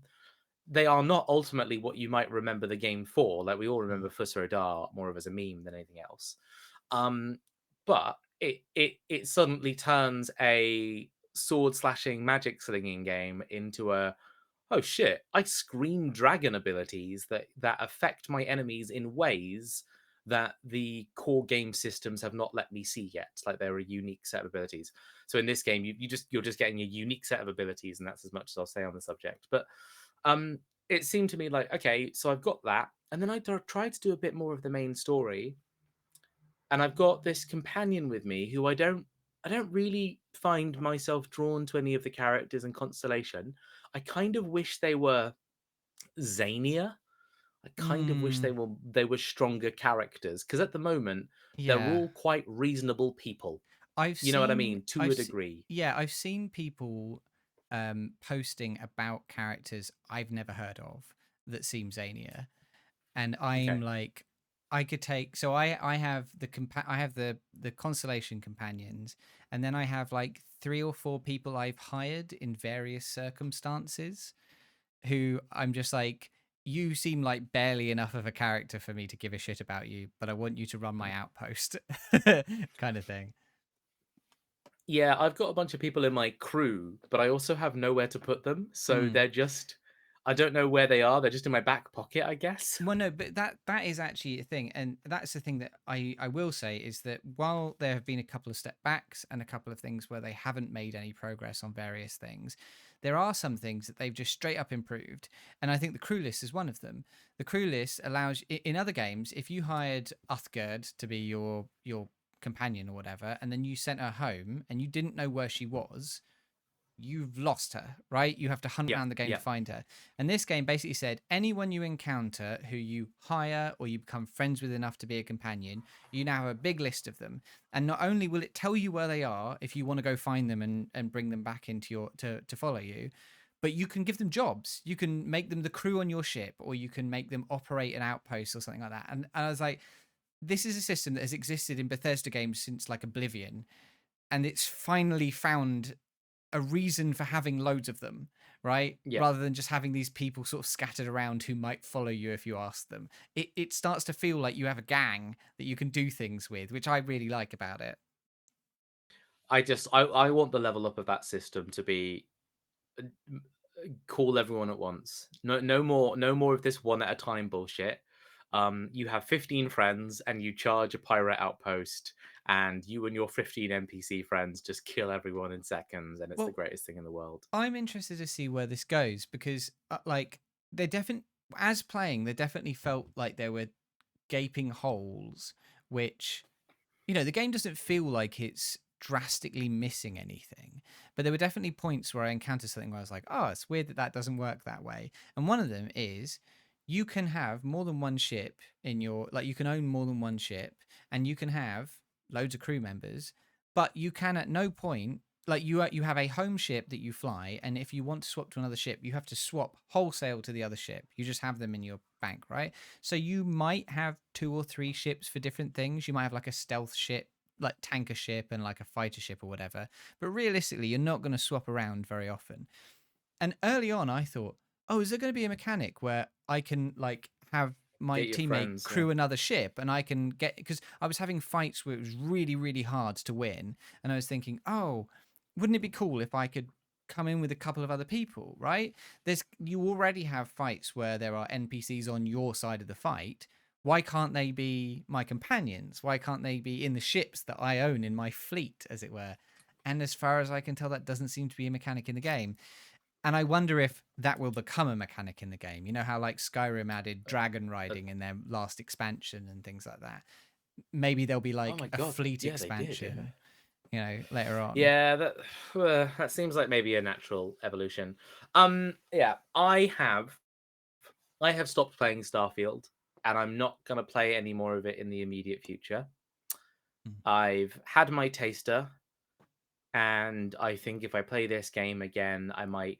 I also went in. I went in playing like I'll tell you what I did have fun with is I went for a fully melee character who Mm. wielded a knife, and it was fun jumping around planets in low gravity, where I would take a bunch of combat drugs, double my jump and movement speed, and then I would like moon jump slowly towards someone, just holding a knife in my hand, and they wouldn't have noticed me yet. And it was just quite a lot of fun plonking down softly next to them and then just eviscerating them and then jumping in the air to immediately do it to their like 5 friends. I like that aspect. Yeah, I think that they finally found a movement-based gameplay that works for these games. Like, a lot like Skyrim and Fallout combat has always felt a bit clunky, but in this there's the right balance of like everyone is a bit of a bullet sponge, but so are you, and but this sort of like floaty movement and like the jetpack stuff really works together. Like there are moments where you feel a bit John Wick, where you're like launching over the top of someone and just like unloading a pistol into their head as you float above them and things like that, which feel pretty good, I think. I will say that there is a system in it which is so different to how they've handled it in any other Bethesda game, which is there's a New Game Plus system. Do you know about this, Jonas? No, I don't know much about the New Game Plus. So New Game Plus in Starfield is actually in the game. It's part of the storyline. So Yeah. you will reach a point in the storyline where there will be a story thing that happens, and you will choose to go through, and it will start a new. You will go back to the beginning of the game. You'll keep all your skills, but you'll lose everything else apart from you get a couple of items that are story relevant. But you are still you in the world, so you are now starting the story again, but with the knowledge that you have from the previous run through. And then you can go through multiple times, and there'll be like changes in the world. Like you'll encounter things that are different. There's like variant universes to the world. Okay. Which there's like an upgrading sort of item that you keep bringing backwards and forwards. So when you get hit like loop through 10 or something, you have the best version of this item and stuff like that. But so what it sounds like is that unlike with like Fallout and Skyrim, where they expect you to, have your 400-hour game in one session where you finish every single quest line in your world of it, that actually you play as much as you feel like you enjoyed on that character type, and then you go back around again. So I'm thinking like now it's getting harder to level up, it's getting harder to find certain resources and things like that, and actually I'm happy with how I've hit on certain story points and certain characters. Maybe I just focus on finishing out certain skills, and then I go back round again, and now I've got a decent grounding in a certain set of skills that I don't need to worry about, and I can start thinking about other things. And that's a very different way of thinking about this game than I've had with any other Bethesda game. It doesn't feel like it's asking me to grind the shit out of one character and eventually have every Daedric staff in a wardrobe or something. It's feeling like it's saying, yeah, keep going around, keep making different choices. Eventually you'll have every skill, you'll be able to do everything, and then you'll have a version of the game where you can do anything you want. You can have your perfect world kind of thing, and that's quite interesting. Okay. No, that does sound interesting. I think ultimately if I find myself with a lot of free time, either over Christmas or in the new year, I think this is a game that I'll sort of like I'll have softened up to, and maybe I will try and go in with a better mindset of like expectations, and I'll just know not to waste my time with certain elements that the game doesn't actually know how to reward me with yet. And there'll be lots of bug fixes, and modding will probably be up and running properly by that point. And I am already modding the game quite heavily because there are certain elements of the experience which Bethesda never get right, and they didn't get right this time. And immediately there were mods that made the UI more usable and things like that. I chucked all them in. So you might basically be able to curate a better experience out of that game if you come back in 6 months. One thing I am curious about, Jamie, is do you Does this feel like a game of the year for you at all? Like, does it feel in the echelon? I think that I think it yes, with an asterisk. Yes, in that it would be my game of the year so far. But if I were to think of a game I think would be a general game of the year, like not just for me, no. Because the way Bethesda makes games massively appeals to me.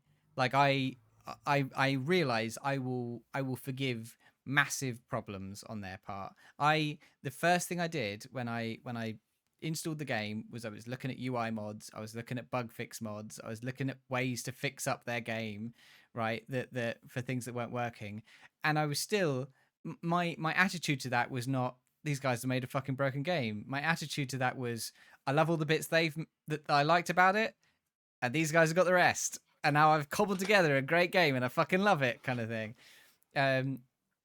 But I'm aware that most people aren't coming to it with that kind of slack, right? They aren't coming to it. It doesn't tap into that part of their brain like it does with me. And so if I think about it on a purely technical standpoint, I think it's made a lot of real good strides. I think there's a lot of things in it which are really good just from the offset and really well designed. There's also a lot of problems that they had solved in earlier games, and then they like the outpost building is baffling, and I don't know why they've done it the way they've done it. Like there is, there are serious problems. There's a whole city, the New Aquila or whatever it is, the Freestar Collective home city, is an optimization nightmare. Every time I go there, my FPS drops to 10 for like a solid 10 minutes. And like I don't think a game should come out with those problems, right? That's not an odd place to be. It's one of the main cities in the game. Yeah. Okay. James, Yes. you're a minor, and that is you mine. You are not a child. You're a minor, and you suddenly you find a mysterious one sentence review that when you touch it, it unlocks something within you, and you pass out and you have hallucinations of one sentence reviews. And suddenly you are suddenly now one of the most important individuals of the world. You have a unique insight to one sentence reviews, a media review conglomerate called the con review sortium come and ask you to work with them, and with them you start finding these fragments of a review that has been left throughout the universe. Each fragment can be used to piece together the one sentence review of the universe, aka Starfield. And you while on this journey, it is of course important that you find the one sentence review, but you upgrade your ship and you get fairly nondescript, quite bland companions, but you can give them jobs, so it's fine. And you what else did you do? I can't remember. And then eventually, at the end of it all, you are able to form the ultimate alien artifact, this ancient piece of technology that has been left to us, the one sentence view of Starfield. And when you say it, you will be blipped back in time, back to before you found the one sentence review, so that you can just learn it all over again. What is that one sentence review, Jamie? Bethesda are slowly making their way to the perfect RPG. 2035. Let's give it another go, guys. Skyrim, not Skyrim, Elder Scrolls 6. Elder Scrolls 6. Yeah, 2035. Right? 12 years from now?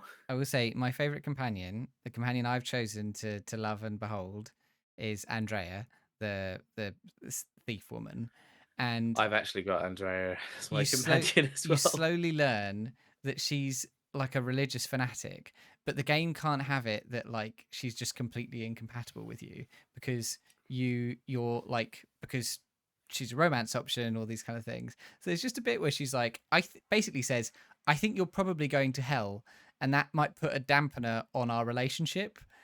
And you can basically be like, fuck it. And she goes, yeah, fair enough. It's really weird. It's really, really weird. I chose a perk at the beginning of the game that I belong to a church. Right. And then one of the last things I did in Starfield before uninstalling was I went to my church. And there was indeed a chest, and it had some items. Okay, some items that actually, they're not that special. They are helpful. They're just ammo and healing and materials. And then, like, that was it. That was it. I haven't spoken throughout the entire, like, I don't know, 20 to 30 hours that I've played the game. I've not had a single dialogue option to say that I am religious to this church. When I spoke to the people of the church, none of them recognized me as being a member of the church.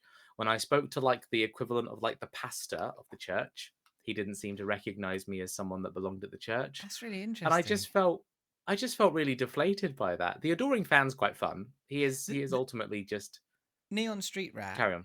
Like, is constant. You when you're on Neon, pretty much every dialogue has an option for Neon Street Rat, and quite often outside as well. If anyone talks about like a bastard corporation or like a street gang of any kind, you have a Neon Street Rat response to it. And what I didn't really like, what I found out later on is you can also remove these traits through dialogue options. So there's like a woman you can talk to, and she's like, you seem to have left this life behind. You seem to have managed to get out of Neon, and you have an option to be like, yeah, I am a different person now, and remove the trait. Or like, I have the wanted trait, and you can go to the Trackers Alliance and be like, I'm going to pay my bounty now. Although I will say, not to continue talking about stuff forever, we will stop, but the wanted trait is another example, and it sounds like the trait that you took is another example of how they didn't really there's some bits where it feels like there should have been more. Like wanted, it makes it clear that someone has paid to have you killed, and you progressively get more and more bounty hunters chasing you and all this kind of stuff. But the only way to remove the trait is by paying off your bounty. You can't go find the person who put the bounty on you, or like work out why you're being hunted or anything like that. And that felt to me like there's obviously a plot here, right? Like, I've obviously chosen a plot. No, you've just chosen to like have an option to pay off these guys. Yeah, you've chosen a modifier, not an actual like interactable storyline. Yeah, when you said that line that like, oh, they can have heavy character creation allows you to take traits that actually heavily impact game. I did think, not all of them. Yeah, really not all of them. Some of them are really just weak and wibbly. Fair enough. Maybe it's just the ones because I picked extrovert. But then I haven't played the whole game as well, so who knows? Yeah, and I think the one thing I thought was odd about New Game Plus, I haven't got there yet, but I've read about it, that you can't change your traits. So when you go back round, you will still have those same traits. So if you want to experience more of that side of the game, you have to fully start again, which I thought was interesting. But okay, hey-ho. Well, yeah. Shall we move on? Yes, we definitely must. You sure you don't want to talk about anything else Starfield related? I'll happily talk about Starfield forever, but you want to stop. Yeah, I do. Yeah. Yeah, I do. All right, Jamie. This month I'm talking about a game called Storyteller. This is going to be a much shorter review. Storyteller it's a nice game. It's published by Annapurna. It's a very light and accessible puzzle game that asks you to basically tell stories by filling in the blanks of a book. Now, you need to fill in these blanks using a mixture of characters and settings. The game tells you what characters you can pick from and what settings you can pick from. For example, if you put the king in the death setting, this can result in the king being dead and their face is now on the tombstone, or it can result in the grave, the king being alive, but he is mourning the loss of someone else, and that someone else will, you need to put their face on the gravestone. you can place certain characters together in maybe something like a love setting. And this kind of what this will do is it will change the story so that from now on these two characters are in love and always have been in love. Or it can be that one character loves is like you can make like a one-sided love story, in which case you can actually result in the characters maybe being a bit jilted, or maybe a conflict arises out of that scene, which can then inform scenes later on. And as you go through the pages, you'll start to discover the different ways that you can create, adjust, and ultimately tell stories using these simple mechanics. You'll play through a few levels, unlock a new chapter, and then basically you'll just repeat this until the game is complete. There's a simplicity to there's a simplicity to the mechanics, the communication, the art, and the objectives that all make this like just a really an ideal game if you want to have fun and you just want to have a relaxed evening in. Maybe you want to show someone else like quite a low stakes puzzle game, or you just want to pass the controller around with some friends and just kind of laugh at what haphazard scenarios you come up with on the screen. But that simplicity doesn't hold it back from being a memorable and fun game. The most fun I had with this game was experimenting with the characters and settings to see what happened when we got it wrong. The mechanics support incorrect answers, meaning you can just tell completely nonsensical stories simply for the hilarity of it. And then when you've had your fun, you can kind of turn your brain on and figure out how to solve the puzzle, which gives you satisfying aha moments.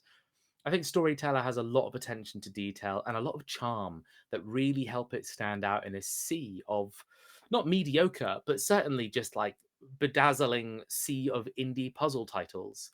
I think I'd highly recommend this to anyone, to just about anyone, especially people who might not consider themselves core gamers. I think this is a good entry level game, and especially this could be a great game to share with people who don't usually have kind of gaming in their repertoire. Jamie, I know this is on your wish list. I know you've got an interest in playing this game.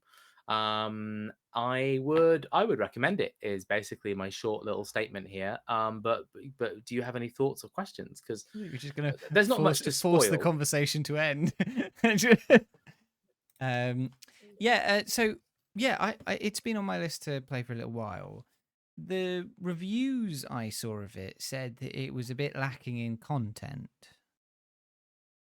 It is short. It's really short. I think if you were a focused person that just wanted to get the right answers, you could probably finish this in an hour to 2 hours. When I played it, I put it on with a group of friends, and we took probably about 3 hours Right. because we were just messing about and having fun, and then we were enjoying the mechanics enough to kind of be playful with it. And do you think it's something that benefits from being shared? Do you think you would have had as much fun playing it on your own? I think it's more fun shared, definitely. I think it's you want it's fun to discuss the content. It's fun to have other people perceive your mistakes and your actions and your decisions and kind of comment on it with you. I think if you played it quietly in isolation, you'd just find it charming and cute, but maybe not memorable. But it's more memorable when you and a friend hang on in the moment and you hover over the moment to moment kind of comedy of the game. Cool, cool. And did it, plot wise, did it feel like there was anything, particularly interesting there, or was the plot more just basically part of the puzzle? Did it feel like it was saying anything, or did it just feel like you were just working through like story blocks? Um, it feels like you're working through story blocks, and that's kind of fine. Like, honestly, the game just opens with a context. Hi, you're the storyteller. Here are some stories you have to tell. Tell them. Bye. And do the levels There's connect to each really other in any way, or is it just characters make a little return. I guess. Honestly, it's so minor. Honestly, to say that this game kind of has like a through line or a plot or a story. What it is more is, you'll do a set of levels, right, that involve the Duke, the Duchess, and the butler or something. And you'll discover that the butler has a motivation for killing the Duke.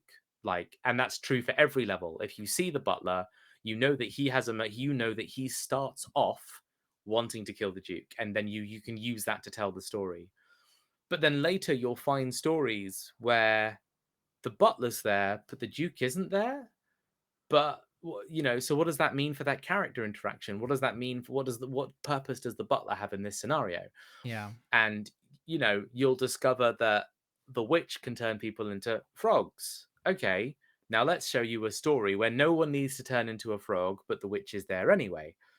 What does that mean? It's stuff like Yeah. that. But honestly, it's so superfluous. It feels more like flavor than like Also, purposeful game design. it sounds like the plot sort of becomes more mechanical, right? Like the fact that the butler hates the Duke is is plot in the like the the logical sense of listening it, but actually it's more of a mechanic, right? It's Yes. your understanding of this piece on the board kind of thing. That is exactly really what the whole game is. Anything that you perceive as like, well, I mean, it's called storyteller. Anything that you perceive as storytelling is a mechanic. It is a tool for you to succeed or fail. And you learning the you learning the established plot and characters and rules is actually you learning the mechanics of the game or that level. Yeah. And that, I mean, yeah, you'll learn like that some characters refuse to fall in love in the church, even though the church is where characters are meant to fall in love. But then you'll realize that because they refuse to fall in love, you can actually use that scene and those two people to your advantage, because now that that's not their purpose. Their purpose is not to make them fall in love. If you have three characters and two don't fall in love, well, it must be character 1 and 3 that fall in love, and character 2 must have another purpose in this story. So yeah, honestly, it's just kind of like learning that certain pieces in a puzzle just don't fit together, and that in itself is part of the solution to the puzzle, is to know that this doesn't go next to this. Cool. Oh, it sounds interesting. It sounds like I will give it a go at some point. It does sound like right up my alley, especially being short, a nice little bite of an It's experience. Yeah, and I think accessible is really the key word I want to use. It uses so little of the English word that you could play it with like people that don't speak the same language as you, like almost.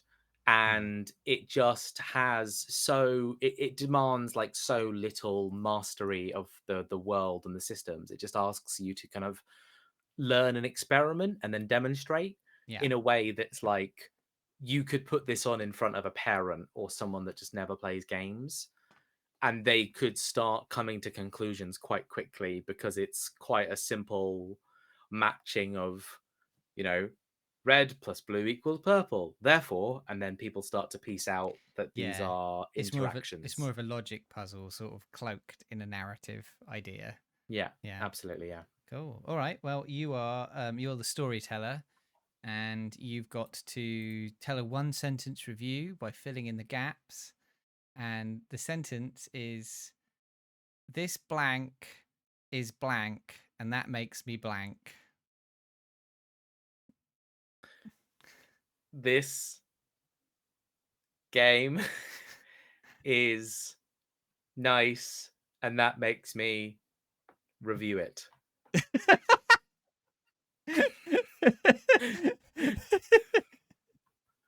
I think you're Yeah? gonna go for like happy or something at the end, and this makes No. me review it. Review it. All right. Well, that was Storyteller. And before we move out of the movie section, I got one little thing. Oh, I see. Okay. So I've got a little thing which is probably going to be my review for next month, which is a game called Ooblets, which has been out for a couple of years, but it's just made its debut on Steam because it was an Epic exclusive before. I don't know if you know anything about Ooblets, Jonas. I think I know a little bit about Ooblets, but I'm now going and educating myself on the rest of what I think I know about Ooblets. Well, Ooblets is basically Stardew Valley meets Pokemon. You plant seeds, and those seeds grow into little creatures called Ooblets, and then you take those Ooblets and you have dance battles with people. And it is like dripping with charm. It's like it's really characterful, really interesting. It's got that like enjoyable sort of game loop that keeps you going forever, but it also has some quite major flaws that don't make me want to stop playing, but I think are worth talking about. In particular, like an incredibly weird balance for the combat part of the game, which almost makes it feel like it shouldn't be there at all.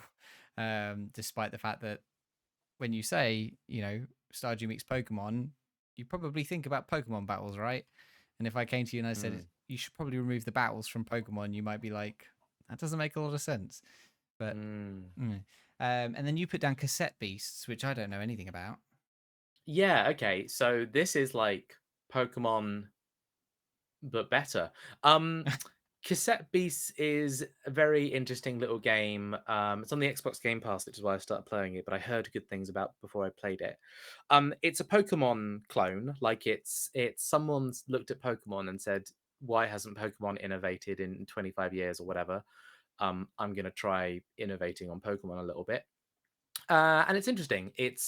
It's got like the open world has a little bit more exploration. You can run and jump and dash and have abilities in the overworld that are like seamless. Like you don't walk up to a rock and then open a small menu and says, do you want to smash this rock? And then you click yes, and then it tells you that the Pokemon in your inventory is going to use the move Rock Smash, and then it pops up a tiny little screen to show the Pokemon still sprite that is meant to communicate to you the drama of the Pokemon using the move Rock Smash, and then the rock is smashed, and then you get a dialogue box that says, you smashed the rock, and then you get to keep moving, because that's what Pokemon does. No, this has got like more seamless kind of integration. The world is cute, the music is very light and indie and fun. You can team up with companions, and you can build relationships with those companions, and they fight alongside you in these battles. And rather than throwing out a Pokeball that contains the monster you're fighting with, instead you are recording monsters onto a cassette tape. And then when you fight, you put on a pair of headphones and listen to the cassette, and you become that monster. So now you're no longer enslaving creatures inside a ball to fight against their will. It's more like you're recording their essence and become the monster. You are the monster. The monster was humanity all along. But no, it's interesting. Like all these creatures, they have a type, like the fire type, water type, wind type. But you can change types in the middle of fight. Like if you're a plastic type and you get hit by fire, you become a poison type. Now all your plastic moves do poison damage. And if you use wind damage against a grass type, you hit a unique condition where you've uprooted it, and now it gets less energy per turn. Moves have an energy cost, which means you don't just give your creature the most powerful move in the game and use it on turn 1. You give them the most powerful move in the game, and then they can't use it till turn 4 or 5.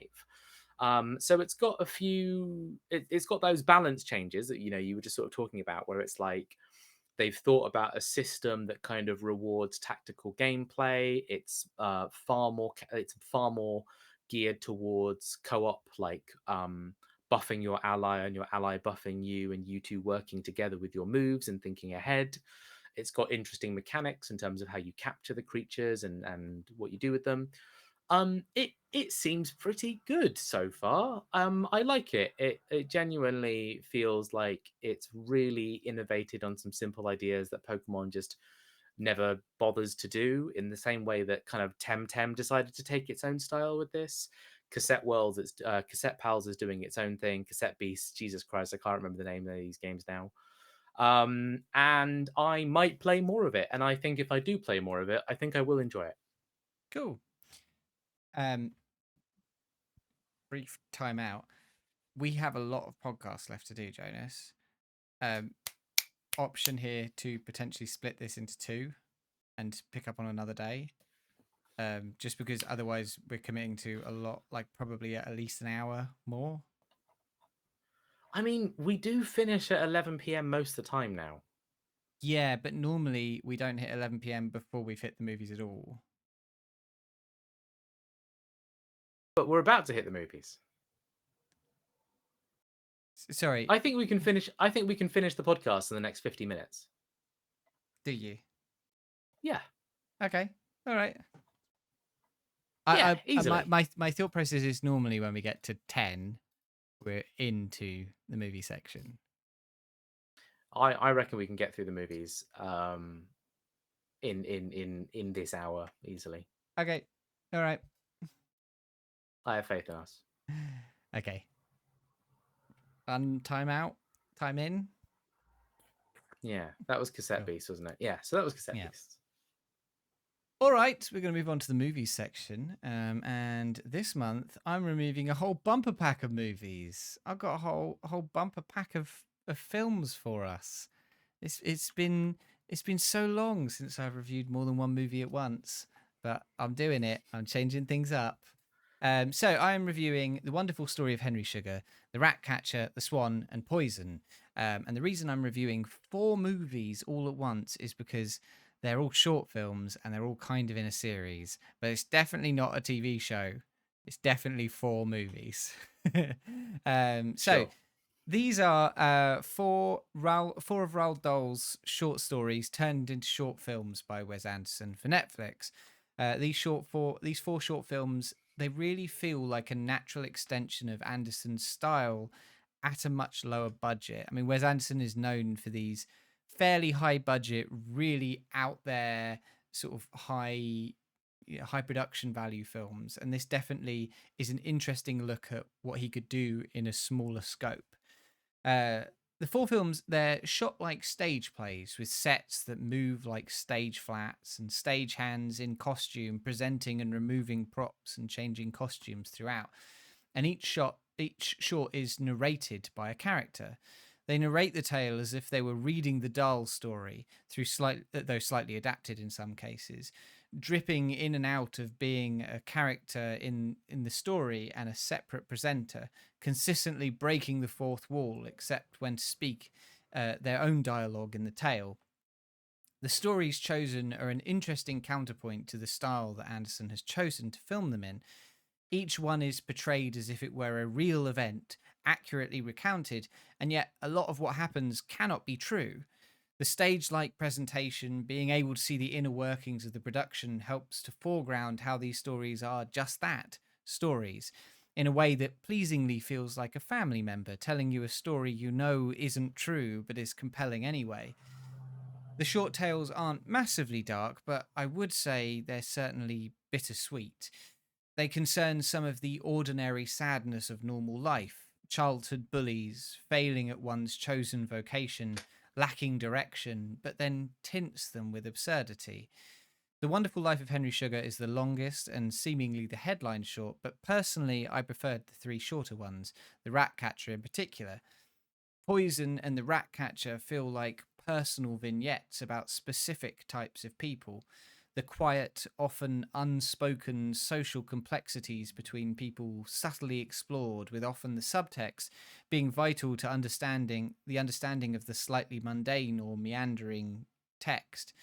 The Swan is quietly heartbreaking and explores the relentlessness of being bullied as a child and the escape you might dream up in a unique and special way. These 4 shorts are excellent, bolstered by a small and brilliant cast. Benedict Cumberbatch, Dev Patel, Ralph Fiennes, Rupert Friend, Richard Ayoade, and Ben Kingsley swap in and out of characters from scene to scene, short to short, in the style of a theatre company, allowing them all to express their individual range and skill. All of these films are well worth the watch, both for Anderson fans and for Roald Dahl fans. Jonas, have you been tempted by them at all? I didn't know what they were until you told me that you were reviewing like short story stuff. And then I thought, wait a second, what is this random thing on my Netflix homepage that's been here for weeks while I've been watching Sanctuary? And then I realized, oh, this is some weird Roald Dahl thing that's 40 minutes long, but then there's a couple of others like it. And then I slowly started to understand what was going on here. I think it's cool. I think Wes Anderson, because he's got that kind of distinctive style, that he can only ever kind of express that and develop it and practice it in these big budget Hollywood films. It's like it could be risky for him, I guess, to kind of develop new techniques or try something different or really lean into something that he's like maybe kind of really curious about. So I think I think directors know that short stories is like a very good way for them to potentially lean into something that is risky or potentially alienating or just very different. But the short story means that there isn't such a buy-in, and the people that do like it have it there to appreciate. So I think given that Wes is so kind of famous for his visual style and storytelling styles, I think short stories is good for that. And Roald Dahl makes a lot of sense to me. I think there's a way that Wes makes characters who very much kind of say what they're feeling on their sleeve, like the simplicity of the characters where they are what they are for what they need to be in that moment, and there's very little subtext, and that's the point is that these characters are very honest to who they are from start to finish. Roald Dahl children's stories, not dissimilar to gosh, I'm trying to remember what show I was thinking of now. The One Piece show, where I said it felt very much like a series of unfortunate events. That style of just bright, colorful, in your face, obvious elements that just tell the truth, but the story still gets to happen despite that. Yeah, I think that those elements sound fun and interesting, and I think Roald Dahl and Wes sound like a kind of a perfect pairing. I think so too. I think that there's they feel distinctly Wes Anderson, right? They really visually they really feel like an extension of the kind of thing that he's done before, and the kind of things you know him for.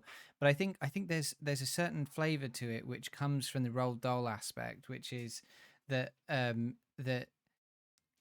all of the things that Wes Anderson is known for are original stories he's written, and these are not. These are adaptations, and so there is a slight different flavor to it. There is a slight, you know, a warmth which isn't necessarily warmth is maybe not the right word, but like a slightly different view of humanity creeping in there.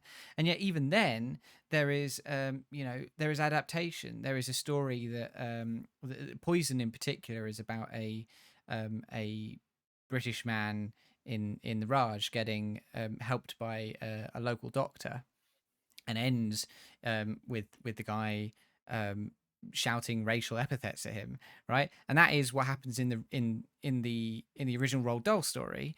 But in Wes Anderson's version, there is a slight moment of like the two local people slightly unspokenly dealing with what just happened in that room in a moment that's definitely sort of subtly examining the relationships that were between these people. That this guy just saved his life and he yelled racial epithets at him, and that doesn't happen in the original Roald Dahl story. It sort of just ends obliquely, as a lot of Roald Dahl stories do. And I think that there's the stories that Wes has chosen to tell, and the way that Wes has chosen to do them, and the way that Wes has adapted them, has brought himself into them very much, and they will appeal to Wes Anderson fans. But they do feel different. They do feel like there's something else in there, and something complementary in Roald Dahl's elements of it. Nice. Okay. I think I'm quite curious to put these on and certainly put them on as a little background watch in the near future, especially because that's the benefit of nice short media, right? Is it's very little buy-in but potentially big reward. They're very good. Like, they have a lot of very good visual humor, and they're very pretty films, but also they are almost like having a story read to you. And I reckon you could get a different level of enjoyment out of them, both by watching them intently and enjoying the visuals, and by having it on and hearing someone read to you a story. They when they hit dialogue, one of the characters will say their line and then say, "I said," and then the other characters in the scene who aren't the narrator will just say their lines, and so you end up with it dialogue feeling like you're having dialogue read out of a book to you, but in the voices of the people who are saying it. It's quite interesting. Visually supplemented audiobook experience. Hmm. No, I think it sounds really nice, and I'm for you, Jamie, I'm very happy for you, because I know you love a bit of Wes. I will say that I said that they weren't dark, but they were bittersweet. And Laura posted in chat that Swan is unambiguously dark. Swan is dark, but it's more sad, and I think it's possibly meant to be taken that it's not necessarily what really happened to this boy, but that it is quite sad. It's basically about someone being horribly bullied, and I think there is an element to them which is, you know, I don't think you'll come out of them being like, oh, how bleak that show was, but you'll come out of them being like, oh, yeah, that's a bit sad how that happened, kind of thing. Yeah. Okay. Well, I'll make sure to append it with some cats cuddling on YouTube or something, just to make sure that the sad feelings go away nice and quickly. Yeah. Cuddle up to someone. All right, something. Jamie, did you know that a famous children's book author has written actually a series of reviews about media? And you, Jamie, are a famous, you are an incredibly famous actor now, famous for featuring in the films of a particularly well-known director who has their own distinct style. And suddenly a perfect storm happens. You, as an actor, have always been well known for reading out reviews of things. And this director has always been incredibly well known for making you look good while you review things. And now there's a chance for you to collaborate with this children's book author whose all their children's books are about people who read out one-line reviews. And so, Jamie, thus comes about the tale of the wonderful story of One Line, the review catcher, the podcast, and podcast. The podcast and podcast. Podcast. Two of the greatest episodes of television anyone's ever seen. And you do an incredible job narrating reviews on camera. There's this one review actually that you said in one of these 4 episodes, the episode called The Podcast, where Not podcast. you said something incredibly bittersweet, dark, some people even say. And that is the one-line review of the 4 short stories by Roald Dahl, then adapted on by Wes Anderson for Netflix. In full, their titles are The Wonderful Story of Henry Sugar, the Ratcatcher, the Swan and Poison. But you have to give a one-line review about these 4 different distinct pieces of media that you have justified as being one movie for the purpose of this review show that we do. It's an excellent collaboration between my favorite director and a dead author. Yeah, okay. Yeah. Yeah. I suppose there aren't many other collaborations between your favorite director and a dead author. No. This is the best one. This is the best. So that was The Wonderful Story of Henry Sugar, The Ratcatcher, The Swan, and Poison. And now we're on to your movie of the month. Jonas, what are you reviewing this month, huh? Tell me, please. I will tell you that I am reviewing a film. Is it a film? Called Hamilton. This is the 2020 Disney Plus release of the 2015 musical about the man Alexander Hamilton. He is a man who I knew nothing about prior to watching this. I now know him to have been close friends with George Washington, a key figure in claiming American independence from the English, and the first Secretary of Treasury for America. He also seemed capable of spitting sick rhymes and holding his own in political rap battles, which must have been what happened at the time. What I knew about Hamilton prior to watching is, and I mean Hamilton, the theatre musical, not the person, is that it is a musical about some historical events in America, that it has a lot of rap or hip-hop influences in its songs and music, and it's generally loved by those who have seen it. Having now watched the show myself, I can appreciate the story it tells and can happily report that I get it. This is a show dripping with personality, style, talent, and confidence. It knows that you probably don't know the cultural significance of the setting and characters, and it does an incredible job of setting the scene to deliver maximum impact and entertainment when major events, characters, and figures are on set doing their thing.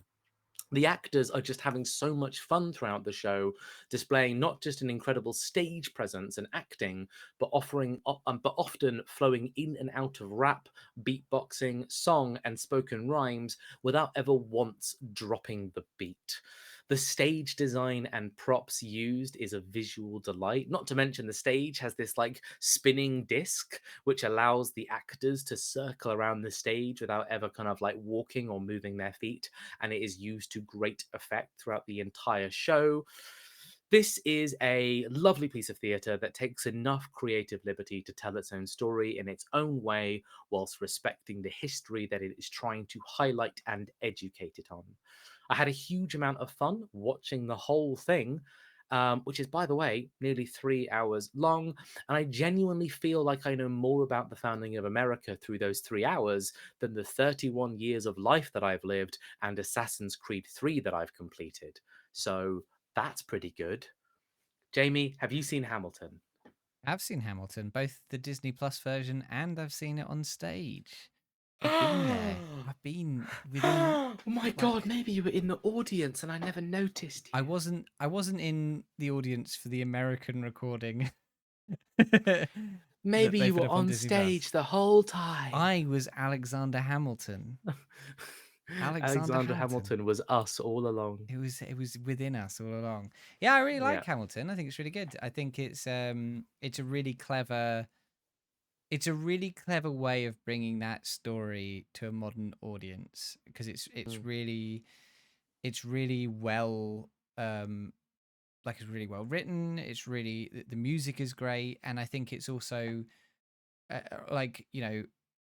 in terms of adapting a story to sort of bring Black culture into it as well, I think is really interesting. Like it tells that story, but it also is deeply within the roots of the creators who made it as well. And I think it makes the story feel, personal to the people of America now, rather than a sort of stuffy sort of dramatization of exactly what happened at the time. And I think that's a really great way to bring that history to a modern audience. Yeah, I love King George in it. His fantastic comedy bit as the King of England, I think is fucking great. Really good. Yeah. He's such an excellent comedy villain. And both the version in the Disney Plus one, but also seeing it live in England, so having King George be the character in England, and really milking the fact that we kind of hate ourselves for that whole shebang anyway, and so really milking that as well, kind of thing. But yeah, I think the Disney Plus version is really good. I think it's a often I think that stage shows filmed and then put up on just put up as a stage show can come across a bit sort of lacking, because part of the joy of it is the energy of being in the room. And I didn't feel that with that. Do you feel like it lost anything through being a stage show filmed rather than a version of it, a dramatized version of it? Or do you think this was the best way to have it done? I think this is the best way to have it done, because the feedback that the actors are getting from the audience is so viscerally, it's so good.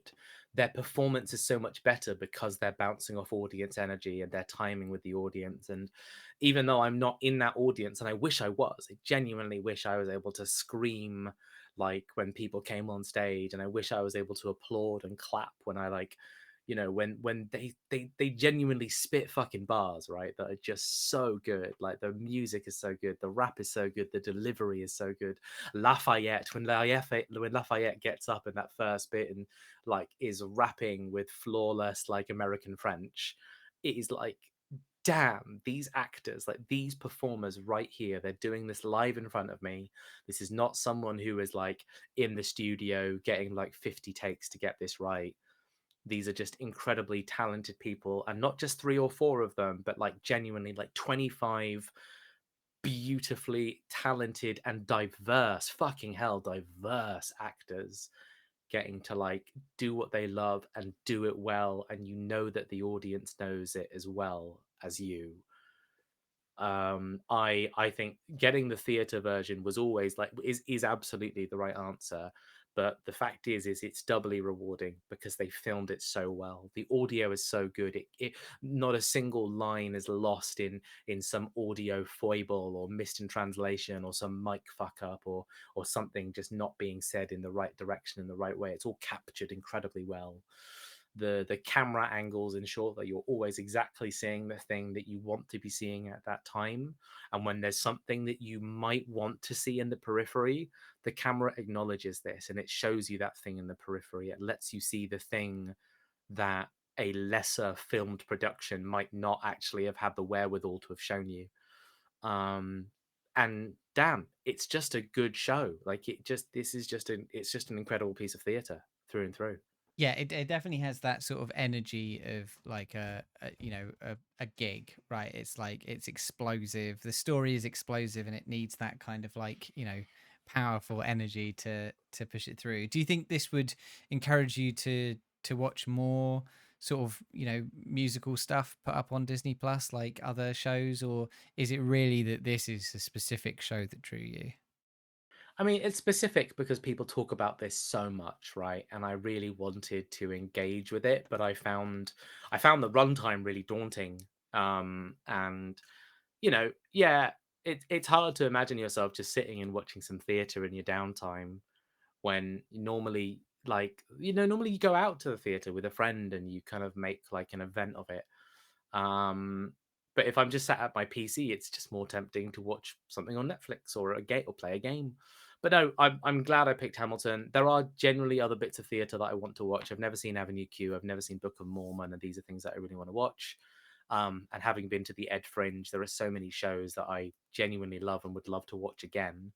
That if there was a digital filmed release of those things, yeah, the ability to Yeah. watch them at home, because I can't travel to London that easily, and But it's interesting. Like, so I've seen Book of Mormon, and I think that a big part of what was good about Book of Mormon was the being in that reaction. Like, it's a very funny show, and being sort of surrounded by the audience laughing and enjoying that kind of thing. That I don't know if a home video release would have the same impact as the Hamilton one, because the Hamilton one isn't really about like it's not, it is funny in points, but it's not about humor, right? You get the effect by having the music wash over you, kind of thing. And I think I would be interested to see if other shows like that would do as well as the Hamilton one, or would feel as good. Do you watch digital recordings of stand-up comedy? I do, yes, that's true. And are they I still do. funny? They are funny. They are But- funny. And you're but- right, it might be funnier to be in the room, Yeah. but to be in the room, it is a financial barrier and a logistical barrier to be in that Yeah. room.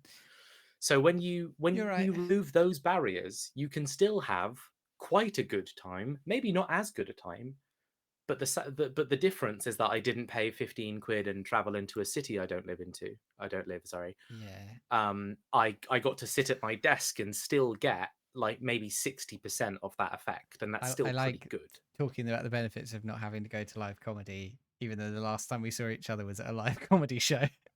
And it was actually very far away from where either of us live. Yeah.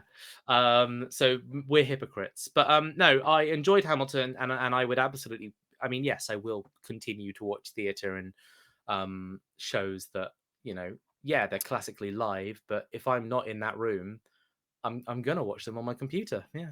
All right. So in the musical of the Bunyip Review called Bunyip, Bunyip. it's a like a very diverse retelling of the history of the Bunyip Review. What style of music does it have? It is electropop pussy punk, the genre that Yeah. MSI claimed to have invented. Yeah. No, I'm familiar. Yeah, absolutely. Yep. And the headline song is called One Sentence Review, and it goes like this. Right, you ready for the full 4-minute a cappella performance? Yes. Okay. It's 3 minutes and 55 seconds of the word pussy, and then it just ends in worth all the gossip, and I'm glad I got round to it. Oh my God. Can you imagine? Can you imagine the uproarious excitement in the room when you stand on stage and say pussy over and over and over again for 4 minutes? 3 minutes and 55 seconds, thank you. Sorry, yes. Yeah. I have to get it right for when we perform this live. That's going to be, if we ever do a live show, that's what it's going to be. It's going to be the electro pop pussy punk musical version of the history of the Bunyip Bunyip review. And I will have to commit to the standing at the commit to the bit always. All right, well, that was Hamilton, the Disney Plus recording of the film. And now we're on to everyone's favorite section, the Netflix randomizer section, which this month was a documentary called The Miami Showband Massacre, which from what I could gather seems to be part of like a series of documentaries on Netflix where they remaster old footage. So, as Genesis highlighted on our document, it is actually called Remastered, the Miami Showband Massacre, and it seems to be like looking at historical things where they've got footage and remastering the footage up a bit, and also documentarizing it a bit. And the story is about the Miami Showband, who were a band in Ireland. They were a band from the Republic of Ireland who, during the Troubles, and they were returning from a gig in Northern Ireland when they were stopped at a traffic stop, and one of the people who was performing the traffic stop planted a bomb in their van, but it went off as they were planting it, killing 3 of the members of the band, and then 2 of them managed to survive. And it's kind of about the conspiracy of what happened, like why this happened, who made it happen. Obviously, these weren't real soldiers, or were they, and all this kind of thing. Jonas, what did you think? I mean, so for one, didn't know anything about this. Yeah, I have always had a bit of a very like loose understanding of what like the Troubles were in Ireland. I knew it was violent. I knew it was explosive and bloody and sad and upsetting. But this definitely put that in like a far more grounded terms, and like the fact that I could see the footage and the fact that it used that it kind of used graphics to kind of help explain a little bit of the context that was going on at the time, and it helps put you in the frame of mind to be like, this is why this is bad, this is why this band were important, and now let's kind of follow the events. So for one, it was just incredibly educational as well. So in that sense, I definitely appreciated learning a lot about that time, learning a lot about Ireland, learning a lot about that history, which again, I just never taken the effort to sit down and like learn it. So it's just never really actually got through, and now it's got through. And then I think this was quite, it seemed to me like quite an important story to tell, actually, quite an important kind of thing to learn about. The events are traumatic, and the fact that there are 2 survivors from that event who to this day are alive and still essentially fighting a battle to have their story told like truthfully and honestly, and have the accountability and all that, that's genuinely quite shaking to the core. It certainly makes me like reevaluate everything that I thought I know about England back in the old 70s and 80s and things like that. And it's just, yeah, it's a bit harrowing. Yeah, I think that I there were parts of it I felt were lacking, but that was nothing to do with the plot. Like I think it was a very important story, especially for Stephen, the main guy who they were interviewing. It's a really personal story to him. It's clearly something that he wanted to get out into the public eye, and I think it's really interesting, and it's really it like you say, it's a really interesting look at that period of time that was, so close to when we were sort of like, aware, but also that we didn't learn anything about it really in school, and so it's such local history and recent history for us, and we don't know anything about it. So it was really interesting to learn Yeah. about that. My main qualms would be with how they produced it. It really sort of felt like it was in the vein of like a kind of template Netflix true crime documentary. So like, yeah, early on they established that this thing happened, and then you have to go through the whole thing to get to why he thinks it happened, and that's not Yeah. how like that's not how the story feels like it should be told, right? Something should happen, and he should say, "I think it happened because of this." And instead, you get this weird, stretched out segment where you know the bit of information you're waiting for, and they're just holding it further and further and further away from you. And yeah, The fact that they've made 8 of these with almost the exact same kind of like marketing and templated like title and imagery and things like that, this absolutely is, it is templated, right? It's yeah, someone kind of did like a bit of a documentary 101, and then Netflix just said, "Yep, you can tell these stories, but we just need it. We just want to make sure that every story has the following structure, so that there's a consistency amongst the series. We can prove that by doing this, you will boost engagement and you will justify the length of the show, and out of it, we will get 8." Uniquely told stories that we want on our platform because they can only be watched on our platform. Yes, do it. yeah. It feels like an algorithm at one point was like, what was that documentary series about the guys around the junkyard? And it's like a true crime thing. It was one of Netflix's big hits early on. And they get arrested, and it's like, it might be a setup and all this kind of stuff, and it had 2 seasons. Making a It's Murderer, not that was it. It's not Tiger King, is it? Yeah. No, Making a Murderer, but Tiger King as Okay. well. Like this sort of feels like the extension of that, like, serial Making a Murderer, all this kind of stuff spitting out, and then they're going, we just need 40 hours of true crime content, and this is just Yep. churning that out, right? There's a bit in it where they talk about this guy called the Jackal who might have been involved in this, and they clearly have no footage of him at all, and just one incredibly blurry photo, and so they just keep cutting back to it over and over again and zooming Yeah. into it and zooming out of it, and it feels like this is the And- segment where we would show footage of the villain, but they don't have any.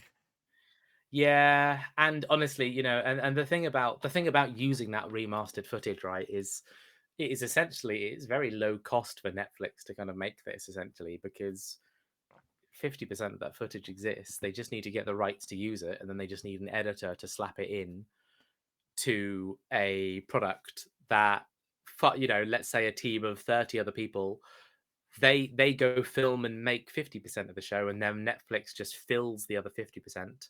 And then they've just got, like I say, they've just got these 8 episodes where they just tell these incredibly important stories. I do appreciate, though, that by watching the Miami Showband story, I didn't watch a story that was like, I don't think I'm very interested in some of the American stories that I'm seeing titled. Like, I don't think I care about Tricky Dicky Man in Black. Well, don't get ahead of yourself, because Laura says that there's another one in that series in our randomizer for this month. No. You don't get a choice. I'm willing to have a conversation. I'm willing to have a conversation about this, Jamie, but I want you to know that the only word I will say in the conversation is no. You can keep saying no, but it will happen.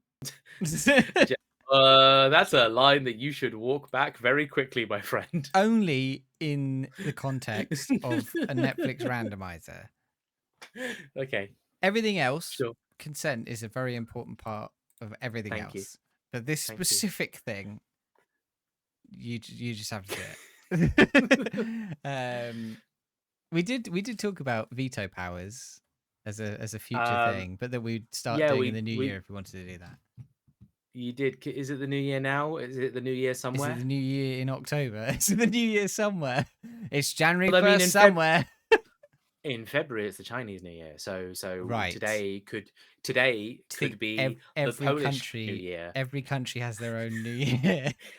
Does Greenland have a new year that's different to us? I don't know. I don't want to assume. Well, maybe it will be one of the documentaries that we watch, Fucking and hell. we can learn about Greenland's new year. But yeah, I think my final word on that documentary is I think that it felt like quite an important story, and it would have been nice for it to have had a better treatment than just sort of fitting it into a template. But that being said, I don't think it's bad, and definitely has the opportunity to be high up on our list of films of the year from the randomizer. Could be the best random Netflix film we've watched. Could very all well year. be. Right, are we ready to pick a random? Never. Yes. Always. What? Yes. Okay. If we get another one in that series, we're watching it. That's the rule. I don't want to. Well, you say that every month. That's all I'm willing to say on the subject. I don't want to. This is what we're watching. I'm holding a piece of paper in my hand. This is what we're watching, but we'll go through all of the others first. We are not watching. If the remastered. The Martha Mitchell Effect, American Netflix original about the whistleblower in the Watergate scandal. That is a Netflix doc. A different documentary. Yeah. Okay. We're not watching Rebecca, a British romantic thriller based on the same book as the Hitchcock film. Okay, so it's someone else doing the same adaptation as Hitchcock, and presumably worse because it got 2.5 stars. Wow. Okay. We're not watching Last Men in Aleppo, Arabic language documentary about the Syrian civil war. Okay. We're not watching Kunti Lanak, and then Laura has written LOL underneath Kunti. Yes. An Indonesian horror You're film. doing a good pronunciation there of Kunti. We're not watching Gun City, La Sombra de la Ley, a Spanish-French action thriller set in 1921 Barcelona. I want to watch Gun City. That sounds Yeah, cool. me too. We're not watching Tulsidus Jr. 2022, a Hindu sports film about snooker. Okay. We're not watching Robbing Sure. Mussolini, an Italian historical comedy drama. So we are watching. It's been like a weird sort of pile of shit. I'm worried for this. We are watching Doctor, or in brackets Kannada. It's a Tamil action comedy. Doctor. We're back to our Tamil / Bollywood / How do I find this on IMDb? Kannada.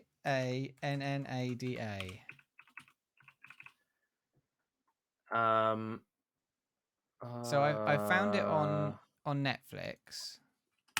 Yeah. Okay. I'm actually gonna make a Bunyip review account on Netflix. Yeah, I'm boy. gonna do it. I'm gonna finally. Jamie, should we in the budget? Should we just pay for a new Netflix subscription, and it's the Bunyip Review subscription, and it's paid for by all the lovely donations and support that we get from our lovely listeners and viewers, who definitely help us afford our respective Netflix subscriptions. I want to cancel my Netflix subscription, by the way, but I can't because I do this podcast. So it's just Why do you want to cancel it? Because I just don't want to have a bunch of subscriptions to all these different things, and I just think that if I'm going to watch something, I should subscribe, watch it, and then unsubscribe. But I have to watch something every month. You use Netflix every month, so for this bloody podcast. Okay, so Canada.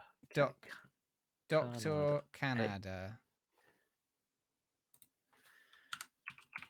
Doctor. Is his name Canada. Dr. Canada, like the same way that Doctor Who is called Doctor Who? No, I don't know. I don't know. That was not a sentence that I meant to say like that, but it is a sentence I said like that. Okay, I found it. There's also another one called like Dr. Telugu. Varun Dr. Telugu. There's one just called Doctor. Is this a series? I've no idea. I think this is a series. Here we go. When his fiance's niece is kidnapped, a stoic army doctor and his motley team launch a rescue operation in which which they both need wit and their wits. Okay, but that's Doctor 1 that came out in 2021. So Yeah. what's Doctor Canada? No, that's Oh, no, that is Doctor Canada. it's the same film. Yeah. It's just called Doctor, and then Canada is, I guess, a translation or something. Oh, do you think these are regional releases or something? Like, I've got no idea. because genuinely, so the thing I'm looking at looks like it has 4 or 5 different versions of the same film, but they have the exact same synopsis and only slightly different pictures. So if I'll send you this picture. They're all 2 hours and 29 minutes long. Yeah, these are just weird reskins of the same film. But it doesn't tell me anything about the language from here, so I don't know. Oh, what other films on Netflix? Yeah, Koto, make sense of this. You know languages.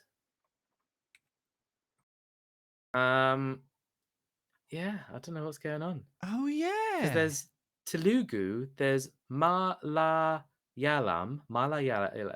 in a bracket, sorry, under the name Doctor. Malayalam. And then there's Kannada, which is the one we're looking at, Kannada. This is baffling. Oh. Canada is a language? I guess that's what I'm wondering. Yeah, if there's a different set of releases. So Canada is a language. Various regional languages of India: Kannada, Telugu, Malayalam. So this is Doctor in that. Right, they're all in the different languages. I see. But it is the same film. In any other product, there are just different audio tracks you can change. Yeah. So the movie we have drawn is a regional dub of. So, Jamie, are you telling me that next month, if we draw Dr. Telugu, we have to watch Doctor in a Telugu dub? And if the month after that we get the Malayalam dialect, we have to watch the Malayalam dialect? Yeah. Yeah. No, you can say no to this. You can do that. They're separate Jamie. films. They're separate films. They're not separate films, they're separate links. I think. Break the chain. I think. I'm going to say right now, I think that we should watch the original Doctor. Not the dub. And then Okay. and then strike that off as having seen the film and never watch another Doctor again. Oh, okay. Not dialects. We shouldn't call them dialects. Okay. Oh, okay. The film is in Italian, and the other editions are obvious dubs and remakes. Okay. Let's go for the original Doctor. Just because seems to be a. Yeah, no, I know the original isn't in English, but they will be it won't be a dub. Like it will be them. You know, it will be them, and I imagine it's more likely to have appropriate subtitles or whatever. It would feel weird if you. Did I read? Oh.